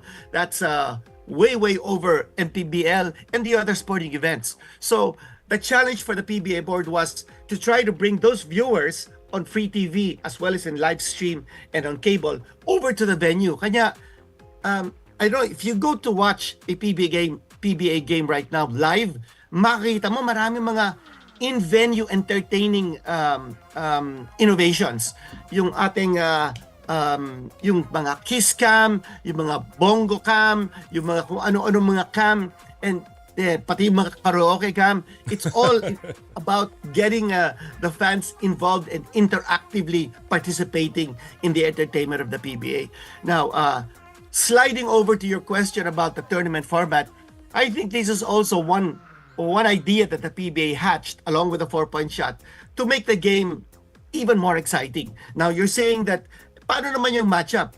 First of all, yung groupings were not done arbitrarily. Yung Z system ang ginawa nila. So they graded the teams based on the finish of last season, 60% for Philippine Cup, 40% for the Commissioner's Cup, yun ang weighted average. And then you rank them according to their finish. So it became, last place was Converge, so Converge came into Group A. Tapos next to the last was Blackwater, so that went to Group B. And then you go to the Z system of the ranking system, and you will find Meralco being the number 2 team in the league in one group, and San Miguel in the other group. Now you have Ginebra, which was number 3. All odd number ranking teams are now grouped on one section and all even on the other section. So talagang gano'n, no? That's how the ranking system goes. It's not arbitrary. Now, yung magkakalaban yung mga classic teams, I think you're gonna see that in the playoffs. Depending again on how they finish, no? Because sa playoffs, number 1, wala na yung twice to beat. Kung minsan, masyadong handicap yung teams twice to win disadvantage. Wala na yun. Quarterfinals would now be best of 5. Wala na din yung best of 3. So this is going to be a clash to determine which teams really deserve to go all the way to the finals. Yung semifinals natin, best of 7. Walang yung tsambahan. final, best of 7. Quarters, best of 5. Wala na yung twice to beat. Kaya maganda itong mga nangyayari ngayon. You have teams facing each other twice in the group stage before the pairings, which will be a cross pairing, no? The teams in Group B will now be facing teams in Group B. Kanya, all in all, maganda ito mga nangyayari. And then over the years, you're seeing also, number one, players can no longer call timeouts. Number two, yung head coach challenge. All of those things have become part and parcel now of the excitement level of the PBA. And I think the fans are really embracing it. Pati yung ating mga delineation of the different kinds of fouls. We've got a deliberate foul. We've got an advantage foul. Then we've got the transition take foul. Then you have the flagrant 1 and flagrant 2. And so you're saying, bakit ang dami? It's because you want to be able to tailor the calls that are being made to the infractions that are being committed by the teams. So for instance, yung deliberate foul, that was defined by the technical committee to go against those players who quote-unquote hack-a-shack. Okay, yung deliberate foul na you want to put a poor foul shooter to the line. So you want to penalize a player who fouls a bad free throw shooter without handling the ball, and you penalize that with 2 free throws and possession. So nawawala na yung idea of the hack-a-shack. So there is a rhyme and reason for every step that the PBA is taking. Yeah, actually, Quinito, I'll take you on that, yung wala nang twice to beat. Actually, maganda dyan because you can see now, even the coaching staff will have to strategize after a series of games doon sa kalaban na yon. Hindi tsambahan nga. Tama nga yung sinabi mo, di ba? Best of 5, best of 7, mapag-aaralan. Similar to what happened doon sa finals ng Meralco at saka San Miguel, di ba? Talagang nag-aral ang coaching staff how to beat the team. It's not just all players, but even the coaching staff as well. Kaya maganda. Ang akin lang of course, I know, maybe meron silang mga deadlines. Parang nagmamadali lang Minsan hindi ko na araw-araw yung game Tuloy hindi ko masundan kung sino yung susunod na game Diba? Problema na ng merchandising yan. Actually, the players are also feeling it because wear and tear. But again, yung sinasabi ko kanina, there is a rhyme and reason for every step that the PBA is taking. And the reason why we have 6 playing days a week is because, number one, we need to be able to finish the conference in time for the FIBA window. There is a FIBA window coming up in November. There's another FIBA window in February. So we have to make time not just for the games of the FIBA window, but also for the preparation time for Gilas before that. And the players are coming in mainly from the PBA, although there are some players also from overseas. So that's number one. Number two, well, we have a commitment to the EASL. And that's I think that's a major measure of the PBA in terms of growing the regional marketability of the league. And if the PBA is exposed more to the region, I think it's going to make a difference and in terms of impact on the marketability of the PBA. And I think the PBA teams are taking the EASL very seriously in this coming season. And maya, I think a topic is the EASL. We'll talk about that, no? But the EASL will begin kasi on October 2nd. And it's going to be a double header with San Miguel and Meralco playing different teams at MOA. Wow. That's October 2. Ganda yan. Yeah, that's in the middle. That's in the middle of our current Governor's Cup. So we need to be able to make time for San Miguel and Meralco to play those games and at the same time play in the Governor's Cup. Kanya, ang daming mga things. And kausap po si Deputy Commissioner Eric Castro and tinanong ko sa kanya, gumagamit ba kayo ng computer program for the scheduling? Ang sabi sa akin, imposible.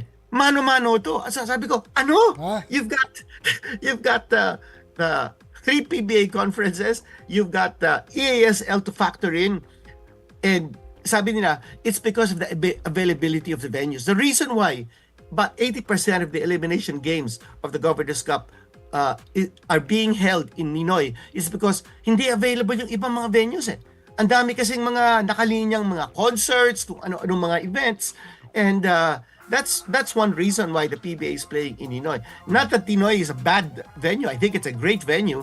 Pero you'd want the PBA in venues that have a lot of people traffic. So, kinakabay kami na lang yung schedule. It's very, very difficult now because there are so many factors to consider in making a schedule. Kaya biglang naging mahigpit yung schedule ng PBA. 6 playing days a week. Grabe nga Well, we're running out of time here. So I just want to move forward a bit, now that the PBA is talagang mainit ang aksyon na Quinito. We're almost halfway through the first round of the double round robins elimination round. What so far to you is the power rankings among the teams? If you're gonna rank at least the top 6 mo, sino sa tingin mo ang power rankings right now, Quinito? Wow, so difficult to say, because Rain or Shine is number 1, the only unbeaten team left, no? But if you look at kung sino mga tinalo ng Rain or Shine, Blackwater, tapos Ginebra, they beat Northport and Phoenix. So a few lightweight opponents. So you really need to see whether ROS can withstand the strength of the powerhouses. But I think offhand, without saying number 1 to 6, my top 6 teams would be, first is TNT. They're number 1 in defense. And this team is very, very well coached.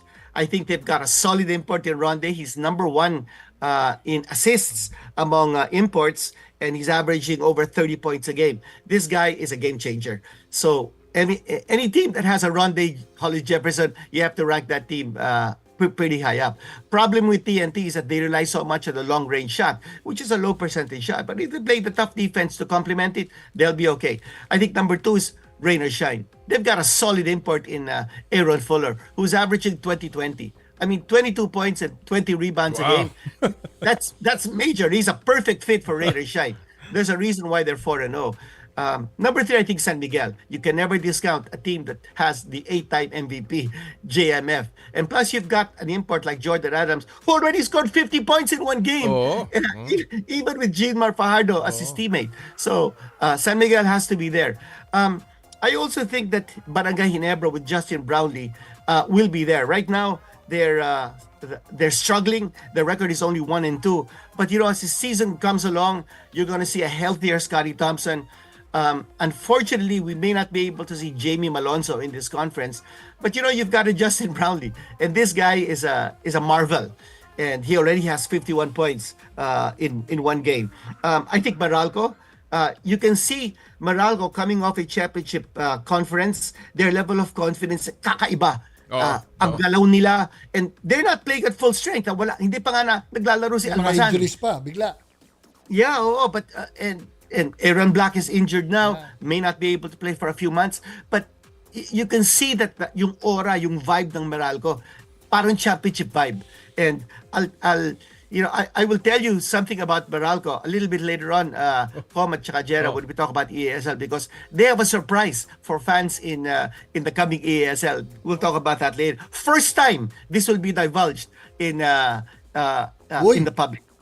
Yeah, and then after Meralco, my number 16 is NLEX. Well, I think NLEX is a solid team. They're number 5 in offense. They're number 7 in defense. But any team that has a Mike Henry, who's a solid import, and you've got a Robert Bolick, and I like also what this rookie Policarpio can do.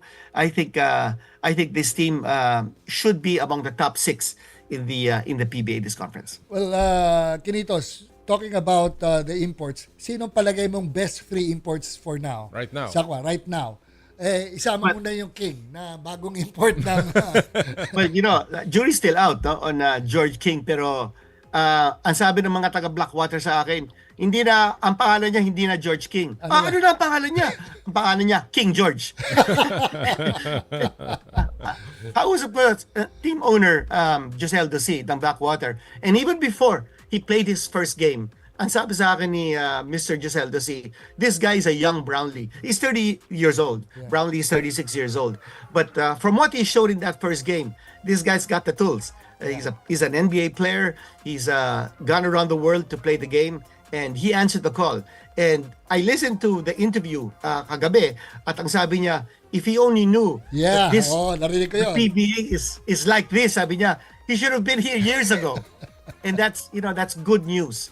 And that also resonates to all those players outside of the Philippines, mga potential imports, that if they're having second thoughts about playing in the Philippines, you listen to guys like Brownlee, Rondae, now George King, guys who've been here before, and they'll tell you that it's a different experience when you're playing in the PBA. Kanya, it's music to everyone's ears when you hear an import like George King saying things like that. But 2 more imports. 19 rebounds, grabe. But I would not consider him top 3 because kita mo, Sino top just 3? one game.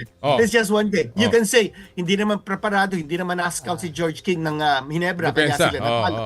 But let's see how the other teams play George King. No? They can game physical. But this guy, I feel he has an outside game definitely. He's only 6'4" and 1/2. No? So he's used to playing that shooting guard position, the three position as well. But I don't know, because if you're a guy who plays outside like Rondae, you have to be complemented by good interior defenders and also an inside threat. That's why Jordan Adams is perfect for San Miguel because he's got a JMF. So I think the top 3 imports would be Brownlee because he's our GOAT. He's probably the greatest of all time among the Goat. Yeah, he's there. I think Aaron Fuller because he's a 2020 guy and you can't argue against a 4-0 record of rain or shine.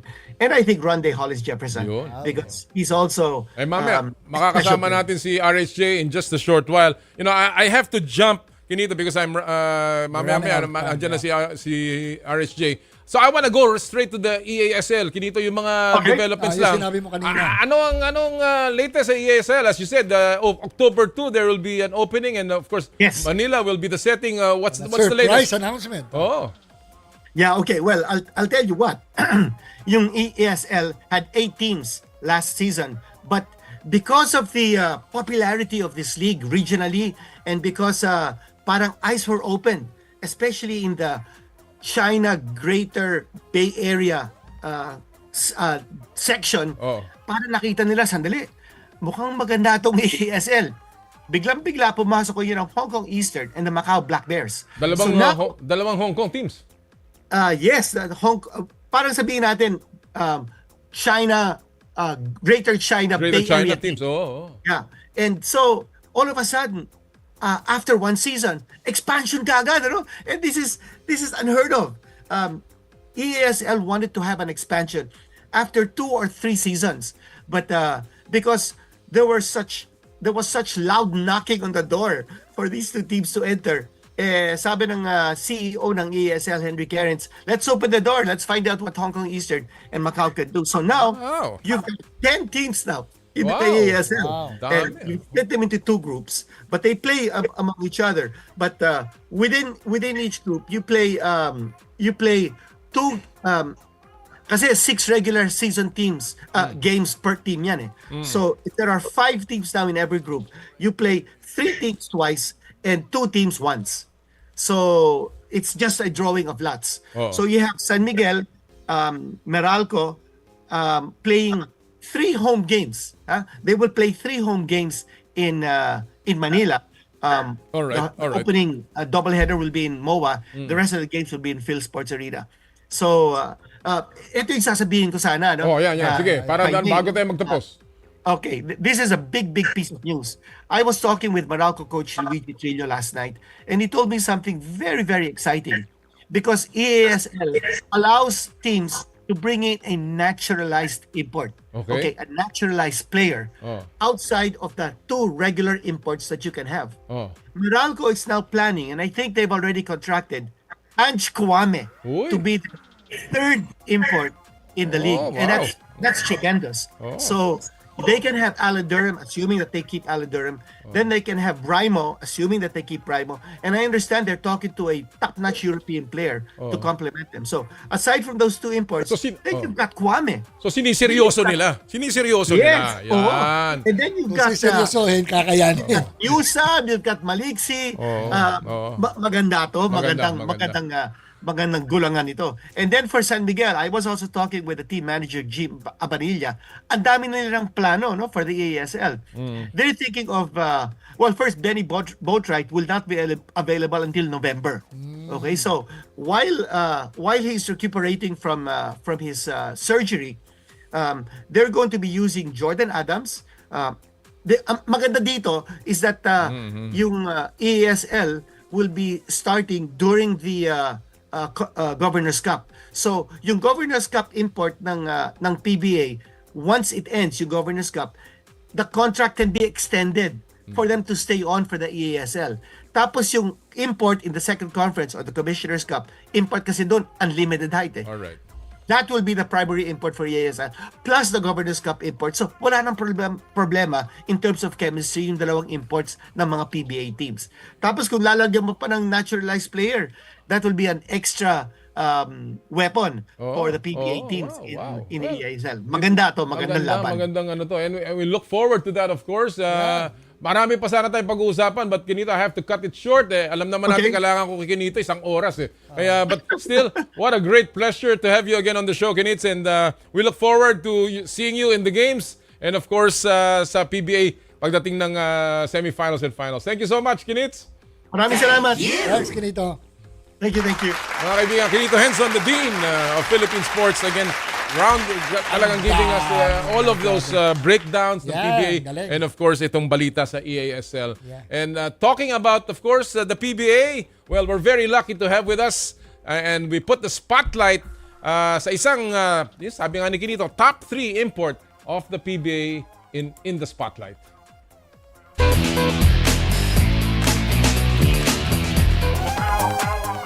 He has been here before. He has won a championship with Talk and Text, and he's back. We put the spotlight on the super import of TNT Tropang Giga, RHJ, Rondae Hollis-Jefferson. Welcome back, Rondae. Thank you so much for joining us. Thanks for having me. Appreciate it. I'm also with Jera Season here, Rondae. And, well, let me begin with this. You know, this is your third conference in the PBA, RHJ? Yeah.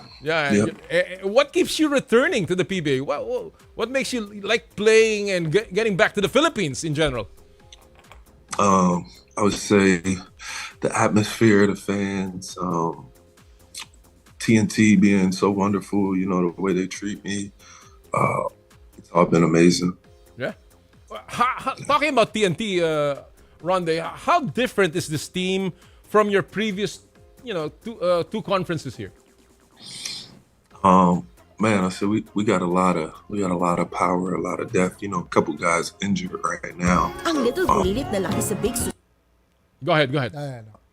Yeah, we got a lot of guys injured, but for the most part, we got a lot of depth, a lot of guys putting in a lot of work.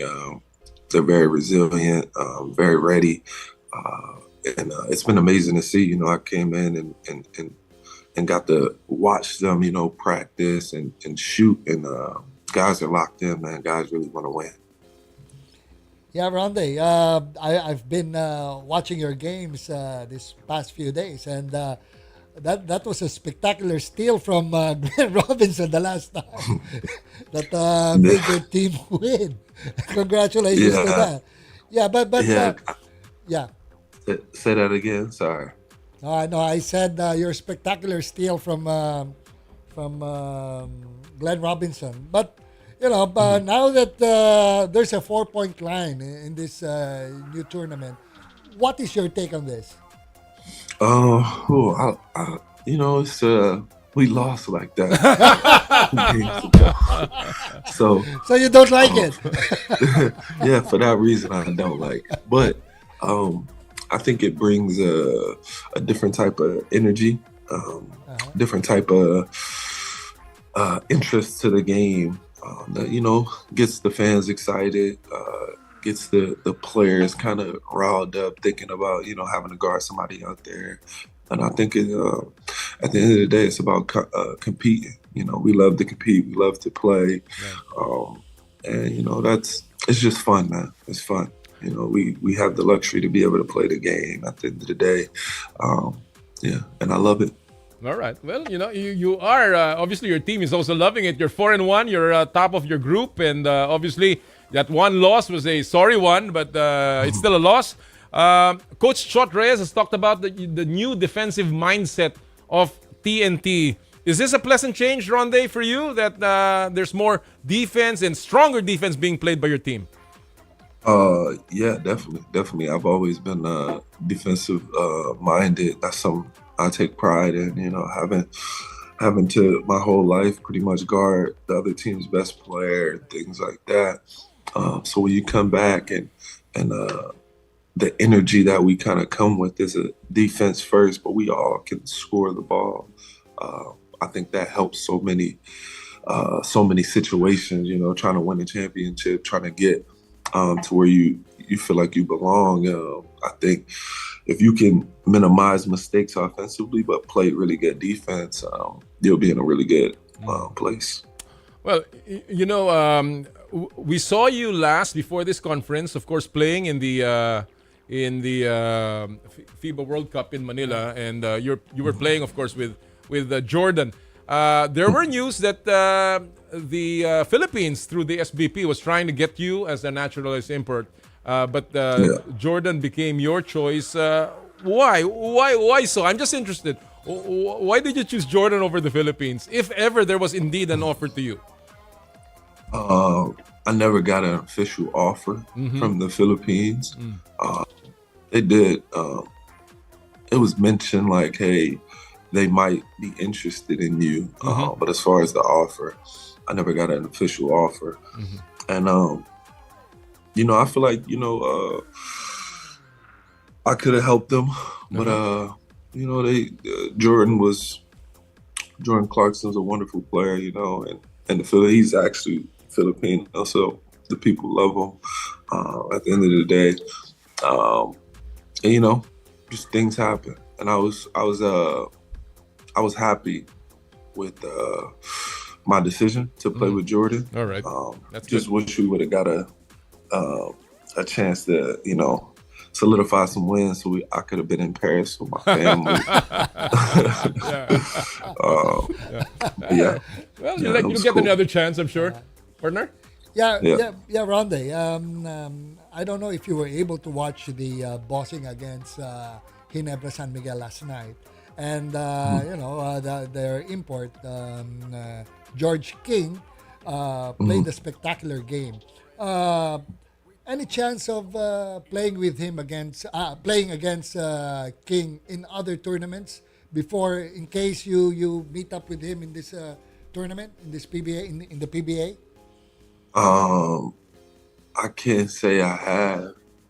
To my recollection, I don't remember playing against him. I might have, but I don't remember. But I did watch a little bit of the game last night. So what's your assessment to this player, King? I like him. I seen him hit one shot in particular. It was like a baseline fadeaway. I was like, that's a tough, you're fading in the corner already. I was like, that's a tough shot. I love to fade away, and I rarely take that shot. And he took it with confidence. So when I saw that, I was like, okay, I like the confidence, and so you're plays hard. You're excited to play against him. Yeah. I look forward to playing against all the imports. I think they all have, something that they're extremely good at or something that they do well. And I'm sure they look forward to playing against me. So I always try to give my best foot forward. Right. Well, you are the defending champion of the Governor's Cup. And obviously, you've got a target on your back. Are you confident about getting back to the finals at the very least with this new team? Yeah, I feel like if we stay healthy and we listen to chat, and we just give 100% effort when we're out there, I feel like our chances are extremely high to getting back to the finals. Very quickly, I got some netizens are asking me, just to ask you, do you have a favorite restaurant in the Philippines, RSJ? I have a favorite. Yeah. I just recently discovered one. I found it randomly. This is how whatever country I go to, I look on maps and I just look around the country or wherever at restaurants. Right. And I found one. It's called Canto's. Canto's Breakfast? Canto's Breakfast? Yeah. It's like a brunch and breakfast place. Right. Yeah. Just on the corner. I know Canto's means corner or something like that. Canto Freestyle. Canto Freestyle. Yeah. So, all right. I went there. Me, my son, and my driver Joe. Oh, okay.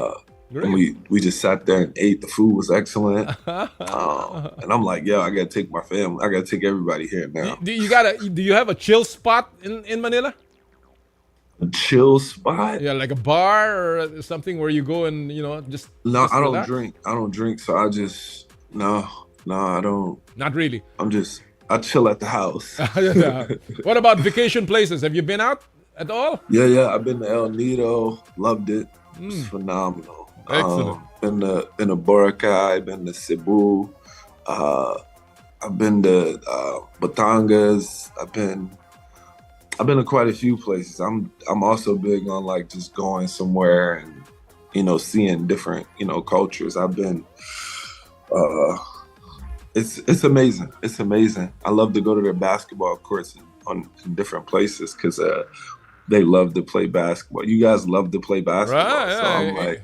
Using the And then when they see me, it's just like very awesome. using the coconut tree as a post, post for the ring. with a makeshift board, ring. Yeah, everywhere. There's just basketball courts everywhere. There's a question from Randall Gutierrez. What do you do when you're not playing basketball? What do I do? It depends. Most of the time, I'm trying to now I would say this year, getting older, I've been trying to focus on like recovery stuff and, watching film more and things like that to be better at basketball. But for the most part, I'm big on mindfulness. So I'm trying to learn more about that and, see how different ways in the future I can innovate things to, help our ecosystem, help our people become, just more mindful and just a little bit better at being human beings at the end of the day. Well, you have done. You've made a huge impression on Philippine basketball. Obviously, a lot of Filipinos would have wanted you to be on the Gilas team, And even the fan base for Rondae. and a big fan base in Manila now. Yeah. But obviously, people still remember you from your NBA days. And I guess as a parting shot here, have you given up on that NBA dream of going back and playing once again with the NBA, RHJ? No. Are there plans? Have you been contacted at all?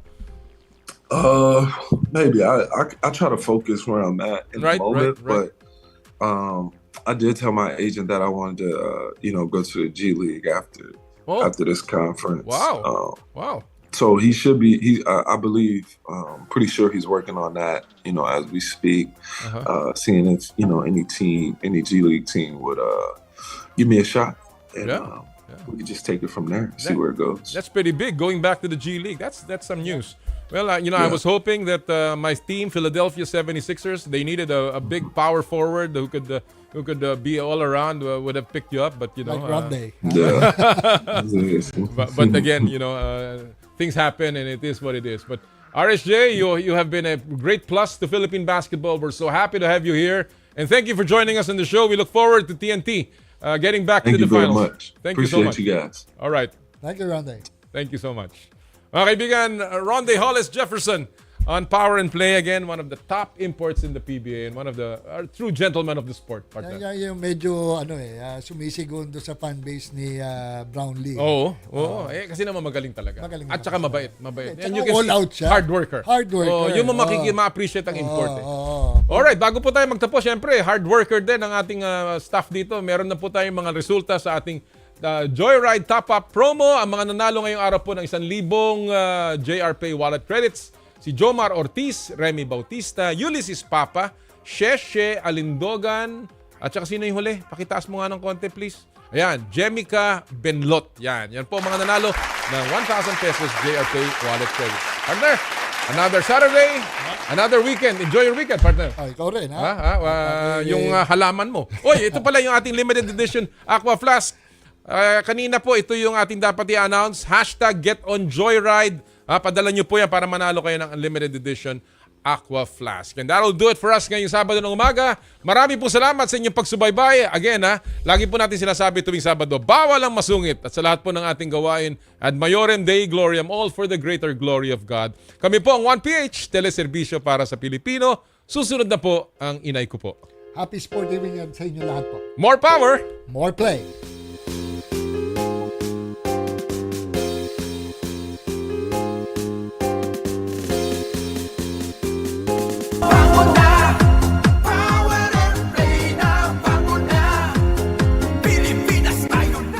Kapwa ko Pilipino, ipagmalaki ang galing na meron tayo.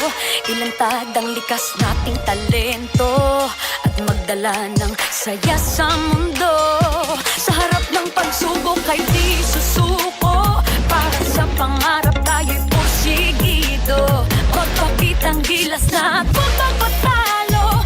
Ipag-iwang natin ang Pilipino. Yan ang Pinoy. Mula noon at hanggang ngayon, talento natin ang bida. Mula sa simpleng bakuran hanggang entablado natin ipakita. May pagsubok man ng Pinoy, pinalalakas ng saya. San man tayo sa pulo, Chumbe, Sibay, Lakay, Amiga. Sama